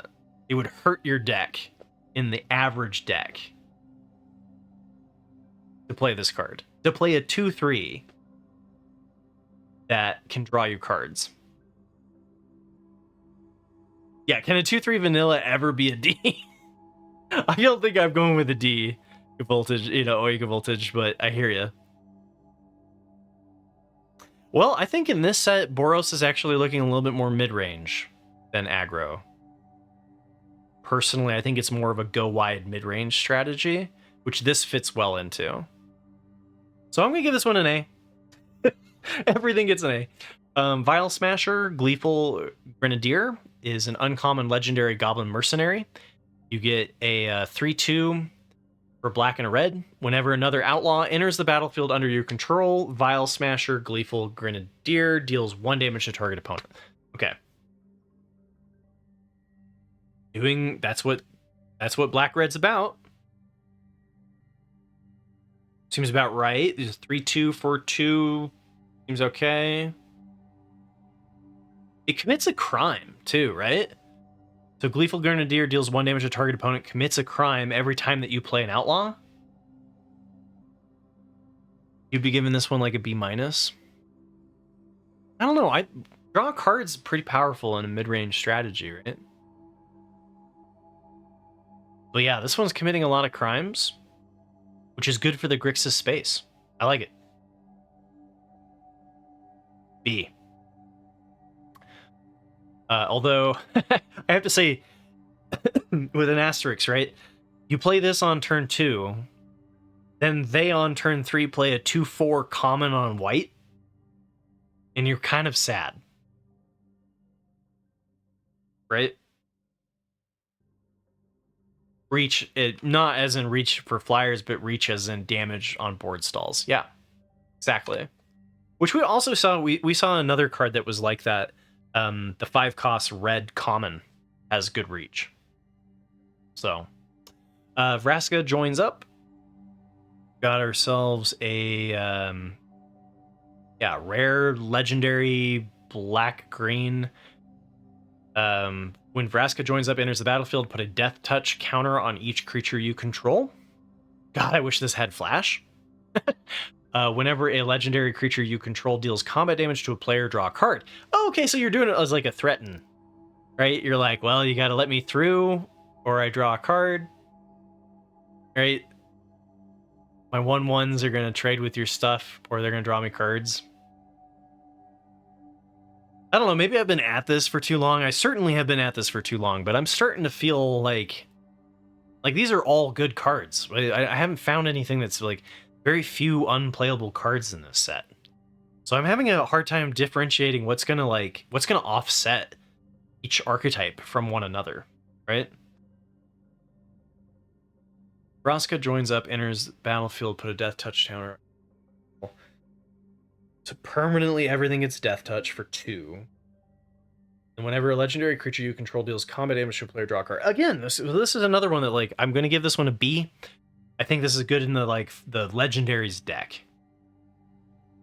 As long as you have a bunch of legendaries, this is good. If you have less legendaries, then it's still giving everything death touch is nothing, and is not nothing. But Vraska the Silencer is a mythic legendary Gorgon assassin for 1 a black and a green. Get a death toucher, a 3/3 death toucher. Whenever a non-token creature an opponent controls dies, you may pay 1. If you do, return that card to the battlefield tapped under your control. It's a treasure artifact. If tap, sacrifice this artifact, add 1 mana of any color, and it loses all other card types. So every time that one of their things dies, you get a treasure token if you pay 1. And it's like flavor that they turned into the treasure.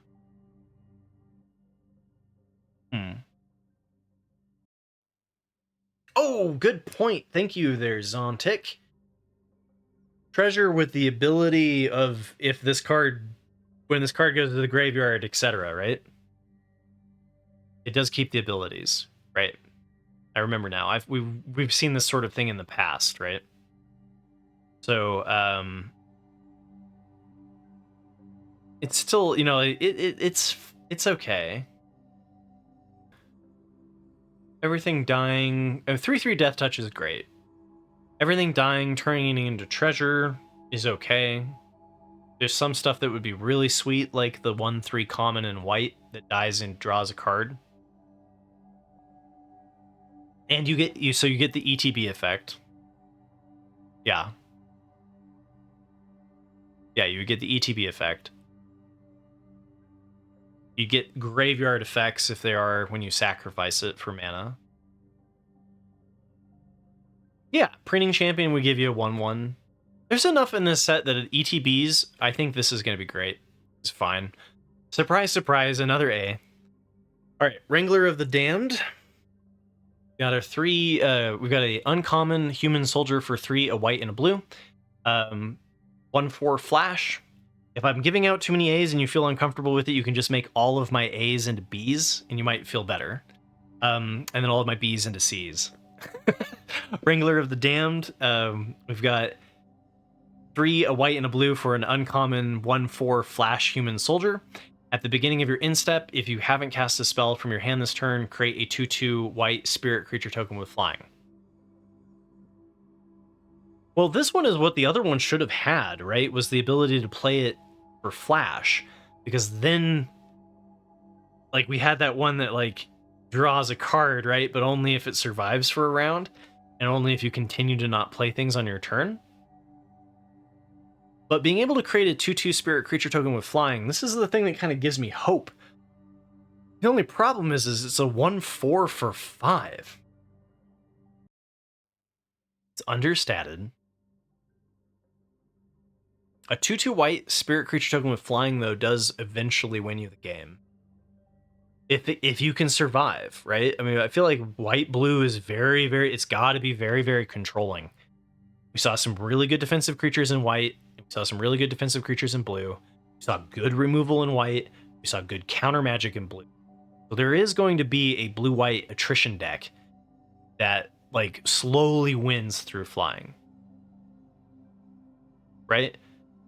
But it's going to be one of those decks that, like, it supports one person in the draft, and it's because everybody's heard that blue-white is, like, unplayable, and then I'm going to start drafting it for that little week where it's open. So I think that I'm having a hard time with this one, right? I'm going to give this one a C. I think a C might be generous, man. But as long as you're doing the white-blue thing, I think you're going to be okay with this card. But you're going to have to build around it. You're going to have to go in with a plan and a strategy, right? I think in a vacuum that this card, you know, like, I don't think you're going to be well, no, I don't think you'd ever splash this card, right? I don't think you'd ever splash this card. Yeah. I'm gonna give this one a C, and I think that's generous, right? All right, Wily Duke at Ian Hero. We've got a rare legendary human ranger for 1, a green, and a white. And we've got ourselves a 4/2 vigilance. Whenever Wily Duke becomes tapped, you gain 1 life and draw a card. Oh man! Okay, so this is the perfect crew card, right? As long as you're mounting steeds and whatnot, you gain 1 life and draw a card. And then a 4/2 vigilance. Alright, it's kind of fun. Kind of fun. I like it. I mean, this alone, as a 3-drop, solves the Saddle 4. So, like, if you play the Signpost uncommon green-white with the Saddle... Or was that a rare? That was the rare. So if you play the Saddle 4 rare, the 4/2 lifelinker, you can play Wily Duke the turn after and solve the Saddle, right? Yeah, the rare unicorn. So really, this picture should... The art on this card should have been the unicorn, right? Well, I think that you're going to be able to saddle every single turn in the green-white deck. So how good is a card that has tap, gain 1 life, and draw a card? And you can do it after you attack if you have something like the indestructible trick where you're not worried about it dying. I mean, like, I guess my brain is just like, okay, again, I feel like this is good. Maybe these should be Bs, but I'm happy with this. I think that, the fact that you can saddle something for Saddle 4 with the 3-drop has synergies in the green-white-red space with Power 4, is gaining you life and drawing a card, which is not bad. I would be happy to open this up and have this be my rare. That's the criteria I need for it to be an A. Right? It's not like game-winning, absolutely destroys everything levels, right? So I'd give it like an S if that was the case. But I'm going to give it an A. And continue the trend. Hey, Matt Moses, thank you for the raid. I have my notifications off because I'm making a YouTube video and didn't want chat to go crazy. So I hope you had a wonderful stream, though, and thank you for sharing your community with me. Greetings, Raiders. For anybody here who's new and who has hit that follow button, I also don't have my notifications on. I do appreciate the support, and I do stream Magic the Gathering Monday through Friday. So if you haven't, remember to hit that follow button. And we made it to colorless. Holy cow. Okay, so we have 50... No. Oh, yeah, we have 51 cards left. So the Fridays before... The Friday set review is always a long time. That's why I try to get an early start on it. I'm going to take a break because I've been yelling for the last, hour. But I will be right back. And I'm just going to go drink some water and rest my voice for just a minute or two. And then we'll do the colorless and lands. So it should be shorter than the multicolored experience. But I'll be right back. All right, guys, time for the 4th and final part. Or is this... Wait, can I count? Yeah, 4th and final part. Colorless and lands. So really quickly, while I have you all here, I would just like to extend an invitation. The first Saturday of each month, I'm going to start hosting a cash prize tournament. I'm going to try to become the Hollywood Pizza, but for limited. And right now, I don't have the money to do what Hollywood Pizza or I'm not big enough to do that. But the dream is to create a monthly limited tournament that's free to enter, that has real cash prizes, right? That's the goal. If you would like to be in the very first one, that's going to need some loving, right? Is going to need some ironing of the, ironing out the kinks. Sims, perfect. Information's in my Discord. I think you're already in my Discord.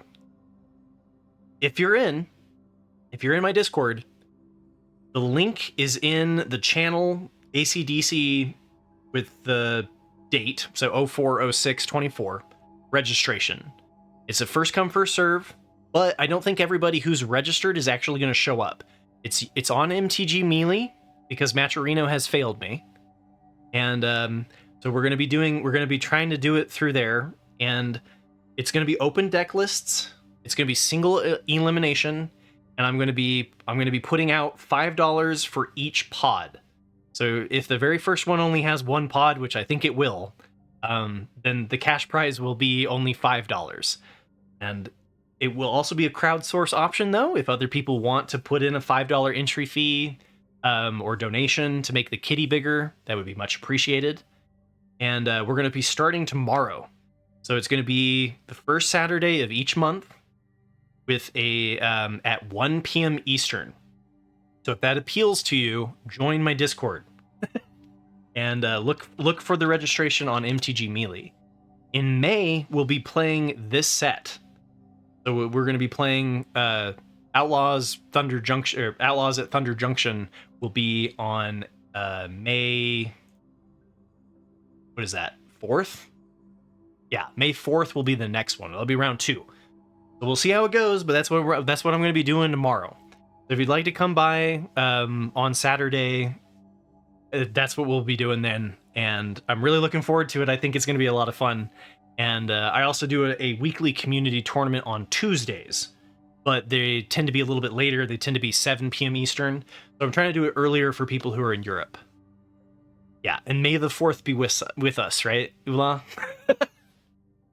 So, yeah, that's kind of my scheme. And it's a way to kind of like give back. So, my casual cards, thank you for the follow.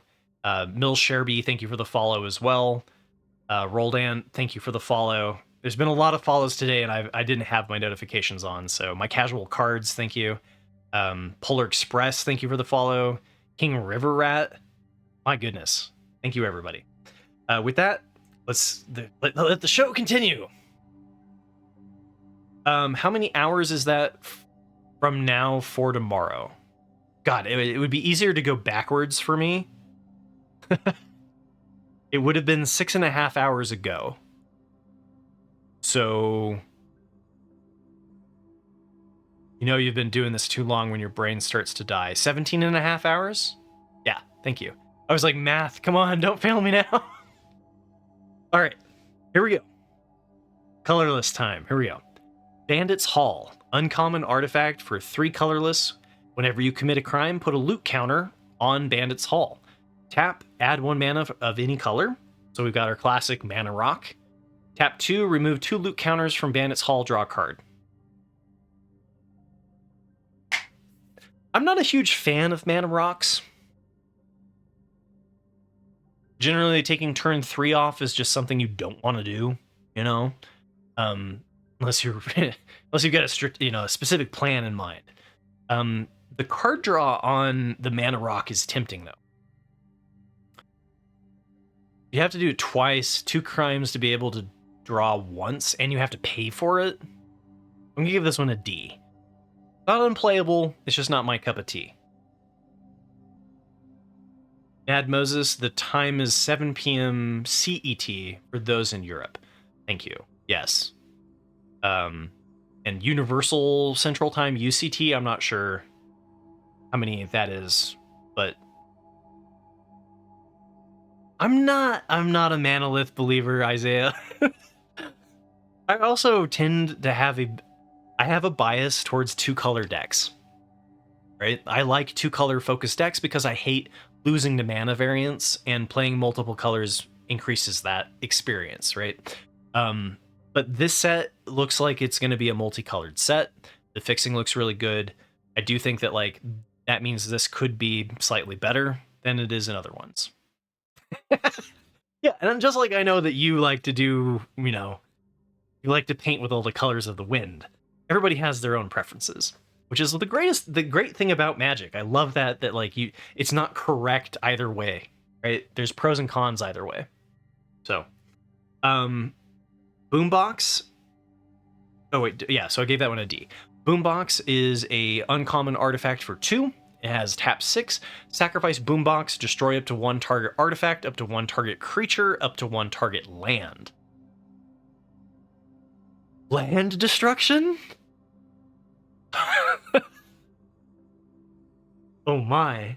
Is there any way that we can cheese this for less than 6? 6 is a lot. Yeah, they've got some horseshoe shrapnel on them too, right?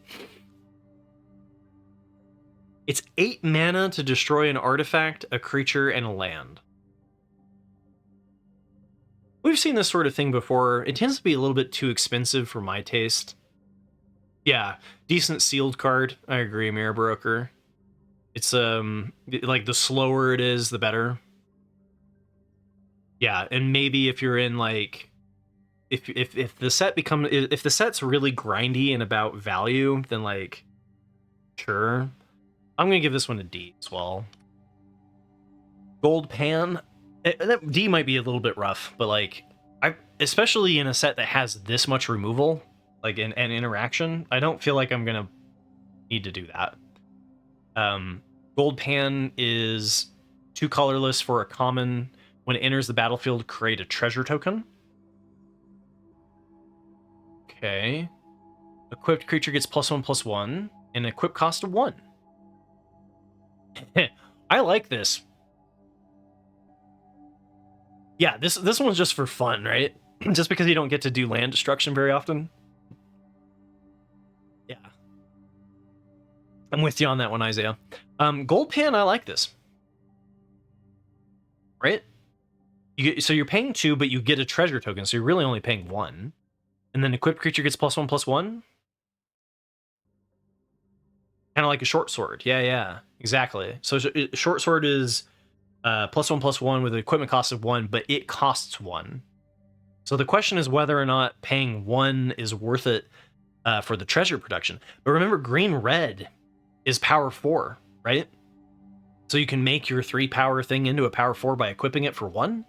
I think, that like that's enough to be like, it's at least going to be okay in red-green, right? Where you get some like treasure synergies. And I like an equipment cost of 1, even if it's just a +1/+1. I think it's like, especially with how many tokens there are with the mercenary tokens and the flyers in the set, like there's enough in here that I'm gonna give this one a C.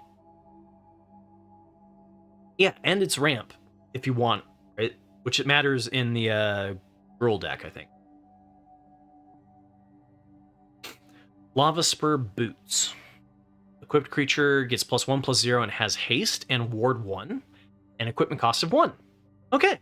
Again, this one, if it's got an equipment cost of 1, I can get behind it. Giving all of your creatures haste +1/+0 and ward 1 again works kind of for the same reasons that this is good. I think in decks that have tokens and in decks that want to maneuver stat lines, right?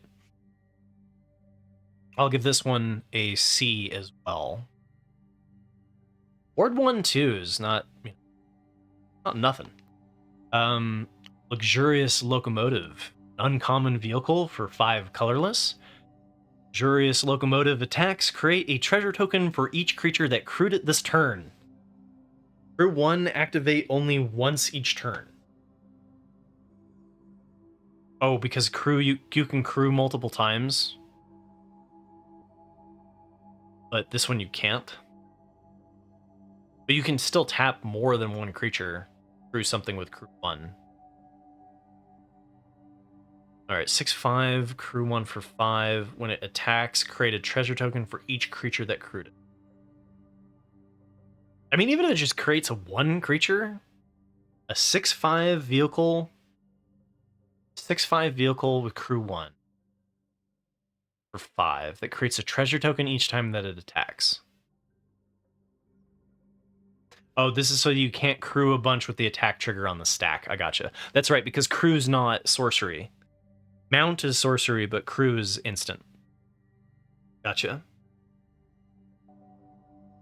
I mean, the problem is that, like, the problem I have with it is that the treasure production's better on turn 3 than it is on turn 5. Yeah, no problem, Polar Express. So, crew... How to explain crew? So you can turn an artifact vehicle into a creature by paying its crew cost. So if it's a crew 1, I can tap a 1/1 to make this into a 6/5 creature. If it was crew 2, I'd have to tap a 2/1 or something with power 2 or more to make it into a creature. Um, so it's like Saddle. No. So there are ways to crew as well that like you can crew by tapping artifacts and things like that for specific cards, right? But for vehicles, yeah, or 2/1/1s, any number of creatures as long as their power adds up to the crew cost, right? And so ideally you want to only tap one thing, but the idea being that the creature is piloting the vehicle that then is attacking, right? And so if you have to tap three things to pilot it, then it's really big and it needs three things to make it work. But then you're you know, as far as and same thing, you can crew on defense too. So we can make this into a 6/5, but I have to be able to tap one of my creatures. So if all of my creatures are tapped, then I have no ability to crew this. If a creature has a power equal to the vehicle's crew cost, yes. Or if the creatures have power that adds up to the vehicle's crew cost. So if it was crew 3, you could tap 3/1/1s. And that would be enough to crew the vehicle. I hope that helps explain what crew is. And you can overcrew just like you can oversaddle. You could tap like for this, the crew is 1, but if I had 6 creatures, I could tap all 6 so that when this attacks, it creates 6 treasure. Right? So this does give you some interesting stuff later. I'm gonna give this a C. Think just because like it is a 5 cost card, and I'm not sure creating 5 treasure tokens is really where I want to be. But I do see it, like there are some treasure synergies specifically in June of the red, green, black space, where this might be a little bit better.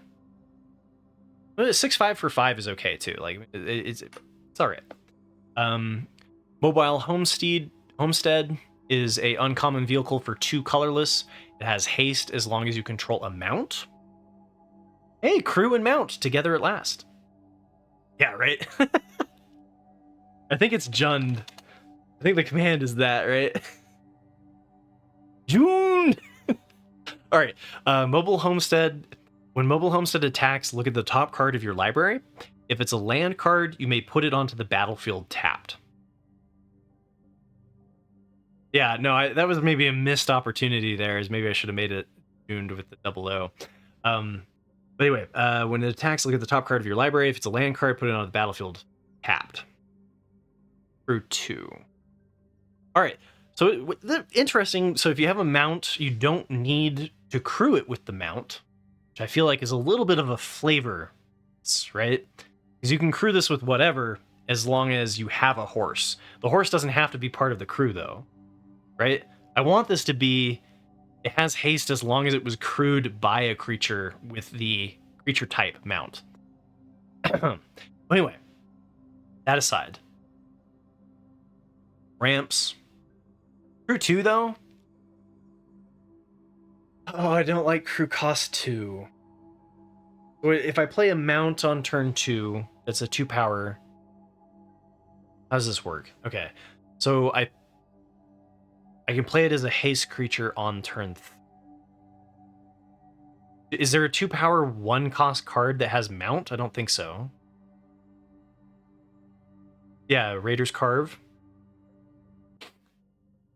I mean, a 3/3 haster vehicle is not that bad. And it does potentially ramp you, right? I can't decide how much I like this. I'm going to give this a C. It might be too high. But yeah, I think that this is like, I could see it. I could see it. All right. Oasis Gardener is a common artifact scarecrow for 3 colorless. When it enters the battlefield, you gain 2 life and add 1 mana, add 1 mana of any color, and it's a 2/2. All right, so we've seen scarecrows before. Usually, aren't they usually the mana rock of the set? It's like we've got 2 mana rocks of the set. But a 2/2 that gains you 2 life and then taps for 1 mana of any color is okay if you're in the deck that cares about fixing, right? So I'm going to give this one a C. I'm going to give it a D if you're not splashing, right? If you're in a strictly two-color deck, then you don't want this. Although I guess it is a ramper, right? But still, a 2/2 for 3 comes at a cost, and that cost has to be increased power from playing multiple colors. Red Rock Sentinel, uncommon golem for 3 colorless with Defender. You get a 2/4. 2 colorless, tap it, sacrifice a land, draw a card, and create a treasure token. So it gives you a late game kind of engine as long as you have enough lands to sacrifice. And then, create, if you have the ability to make your treasure tokens tap for mana, you don't lose any value, but you're still tapping 2 colorless and tapping it to draw a card. It's a lot of resources, and a 2/4 Defender. I'm not sold on this. I'm gonna give this one a D. It's not unplayable, but it's not great. Silver Deputy. We got ourselves a common artifact creature mercenary for 2 colorless. When Silver Deputy enters the battlefield, you may search your library for a basic land card or desert, and then put it on top of your library. And it's a mercenary, so it has the ability it's like got that mercenary token flavor where you can tap to give a creature +1/+0 until end of turn. Activate only as a sorcery. So what I'm going to be calling this one is Cowboy Guide instead of Campus Guide, or Campus Gnome, or Compass Gnome. So this is Cowboy Guide, and Cowboy Guide is fine, but you do have to be in a deck, again, that cares about the fixing. I don't like Cowboy Guide in a deck that is strictly 2-color aggro, because you're paying for that. You're 1/2 for 2 is a cost, right? So, yeah, the Campus Guide of the set, Campus Guide is good. It's fine. It's filler. C if you're doing the fixing thing. Sterling Hound is a common artifact dog for 3 colorless. It is a 3/2. When it enters the battlefield, Surveil 2. Surveil 2 is almost a card draw, but it depends on when you're doing it. Surveil 2 on turn 5 and turn 6 is way better than earlier, my opinion, right? Although it does help you find land 4. If you don't have land 4 already, then this can kind of help you ensure that 4th land drop. So I think this is okay. 3/2s suck, though. The stat block is rough. Yeah, beware of Cog. Yeah. Sometimes Surveil on turn 3 is life-saving, right? Wait, so... Yeah, why doesn't it just say beware of Dog? I don't get why they're calling it Cog. Ah! Nerdy Steve, thank you for the raid. Greetings, Raiders. We're almost done with the set review. And since I've said it before, I'm going to say it again. If you are interested in a 5... Wait, what happened? Oh, I have to start over from the beginning. Okay, yeah. If you are interested, I'm hosting a monthly tournament at the first Saturday of every month. I'm going to be hosting a limited tournament with cash prizes. So if you're interested in that, then hit me up on Discord. Information's there. Yeah. Well, and Nerdy Steve, it's not like there's a what's the shortage of that, right? But mine comes with cash. It's real money. It's 5 sweet American dollars. All right. We've been at this for 4 hours. I'm starting to lose it. A 3/2 colorless artifact creature that surveils. Decent enough. Surveil. I want to give this like a C, but I can't. I can't because it's the 3/2 stat block, and I hate the 3/2 stat block. So I'm giving this one a D. The Surveil's almost enough for me to forgive it for being a 3/2 for 3. I didn't hate Vacuum, but Vacuum Buddy was way better than that. Right? Vacuum Buddy was a 2/1 for 2, which is a much more forgivable stat block, unless there's a ton of 1/1s in the set, right? Is it trading down in value, right? Vacuum Buddy, Hoover Boo was fantastic. Sanitation Automaton, for those who, or Automaton, or however you want to say that word, that don't know what we're talking about, from Murders at Carla Manor. Tomb Crawler, uncommon golem for 2. You get a 0/4. Put target card from your graveyard on the bottom of your library. I am not a fan of this card. I'm not a fan of this kind of card that is like a defensive, purely defensive card. I would like my cards to be able to damage my opponent. Is Sam Black going to loop their library infinitely through something like Tomb Crawler? Probably. Right? Is Isaiah going to have some fun meme times with this? Probably. Is it good? No. But there's always one card in the set that lets you put something from your graveyard on the top, on the bottom of your library so that you can't mill out. And doing the little recursion loops, some people get really excited about that. So I'm not one of them. I'm going to give it a D. All right. And we are right here at the end. We're getting close. So we've got Abraded Bluffs, which is the desert tap land. And it deals 1 damage to your opponent. Important to note that this does mean that it commits a crime. So the more that you care about committing a crime, so the blue, black, red space, you're going to be able to do that with your tap lands, and I think that's going to be pretty great. I do think there are also some payoffs for desert synergies. Not to mention, it's also just fixing. So if you're going to do the 5-color Legends deck, which is going to be a thing, right? One thing you could do is just take the desert lands highly, and then make up for it by playing broken legendary cards, right? So these are things that are going to go quickly, right? Especially if it's a multicolored set. So, anytime that you target your opponent with any card, you're committing a crime. So, Abraded Bluffs, when it enters the battlefield, it deals 1 damage to target opponent, therefore committing a crime. Yeah.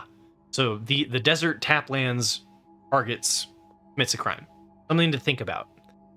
So specifically in the red, black, blue space. But also for fixing. Also for the 5-color Legends deck, right? So there are I think there are gonna be people who don't value these very highly, and there are gonna be people who value them quite highly, depending on what you're doing. I think you should value them highly.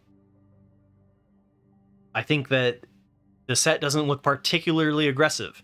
There are going to be some archetypes that do not want to play a tap land, that do not want to be playing multiple colors. But if you're playing the multiple color thing, if you're doing the 5-color Legends thing, if you're trying to commit crimes, there's going to be times that you do want them. So I'm going to start up high on these. I'm going to give them a B. But there's going to be an asterisk on that with, like, there are certain, like if you're playing the red-white aggro deck, right? Maybe not. And so at this point, I'm not going to be like, okay, well, this archetype wants it and this archetype doesn't. We're going to kind of do a broad spectrum, right? But yeah, something to think about is whether or not you want the deserts or not. Arid Archway enters the battlefield tapped. When it enters the battlefield, return a land you control to its owner's hand. If another desert was returned this way, surveil one, but it taps for 2 colorless. This one, on the other hand, I do not like. I do not like cards that require something to be bounced to your hand. It's very slow. No. If another desert was returned this way, surveil one, the surveil doesn't make up for how slow this is to your tempo, right? And it's colorless. Yeah. So this one, D. Okay, B. Conduit, Bristling Backwoods is one of the... There's 10 of those. I'm just going to give them all Bs. Oh, yeah, maybe I should even give this one an F. I haven't given anything an F in this set yet. Doesn't ramp you. Can't play it on turn 1. Well, I mean, I guess you could play it on turn 1, but you could bounce another one. I'm gonna give it a D. I'm sticking with it. All right, Conduit Pylons. When it enters the battlefield, surveil 1. It does give you kind of like, it gives you more mana, right? I'm not gonna give it an F. I thought about it. No, there's gonna be some that want to increase the potency of their land count, right? And you also have, for example, you have lands that have enter the battlefield effects. Yeah, essentially card draw, exactly. And like really weak card draw. All right, Conduit Pylons. When it enters the battle, I'm still standing by my D, by the way. When Conduit Pylons enters the battlefield, surveil 1, taps for colorless, fixes for 1 tap, add 1 mana of any color. If you're fixing, if you're doing the 5-color nonsense and you need a flexible mana base, then sure. I think there's better fixing in the set than this, but I'll give it a C. I usually give this a D, but only because I think that splashing is going to be important. Right? I'm going to give this a C, but you should be doing the multicolored thing. This is one of the pain lands, but we've got to come up with a different name for them. Does anyone know what they're calling these? Like the fast land, slow land, pain land, whatever, right? Desert land. The multicolored, whatever this ends up being called. The damage lands. Crime lands. All right, I like that. To apply. Hey, this is the first time you chatting here.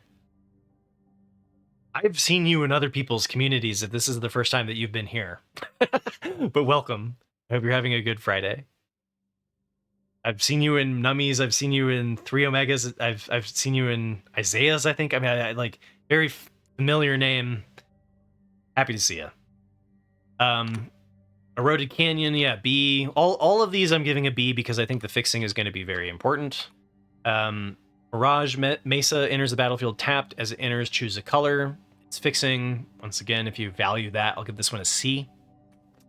Sandstorm Verge taps for colorless. 3 colorless, tap it. Target creature can't block this turn. Activate only as a sorcery. I'm not a big fan of colorless lands, so I'm going to give this one a D. And yeah. And then that was another one. So yeah, we've got a full 10 playset of those. Oh, did I pass some rares? No, not yet. Sorry there, Ula. Thought you were saying maybe I passed one of the rare dual lands. There's 5 rare dual lands that we're coming to. Bucolic Ranch is a desert that taps for colorless. Add 1 mana of any color, but this can only be spent to spend a mount. Oh, duel, as in like to duel. Gotcha, yeah. You're gonna try the can't block desert? Okay, well, that's why I gave it a D. It's because of people like you that are gonna give that situation. All right, Bucolic Ranch is specifically for mount. You can 1 mana of any color, but only for mount spells. And then 3 colorless, look at the top card of your library. If it's a mount card, you may reveal it and put it into your hand. If you don't put it into your hand, you may put it on the bottom of your library. So here's one that's making Oiga Voltage's claim for the mount deck. Maybe it is the worst archetype. Because like we've got this one uncommon desert that's mount specific. So maybe it was struggling a little bit, and maybe I'm completely off base that it's looking good at all. So I might have to gift a sub. We'll see. So these are the rare lands. Like I mentioned, there are 5 of them. They're going to be in enemy colors. So yeah, like Golgari got one. The Simic, Orsov, Boros, and Izzet. So these are all good. The fast lands, they're fine to pick up. I'm gonna give them a B. I don't think they're like an A. I don't know. Just because like the fast lands do have problems sometimes where later in the game you draw them and they're coming as a tap land. But the fixing is going to be important, and it is going to be good to to remember that the enemy fixing is slightly better because of the rare lands.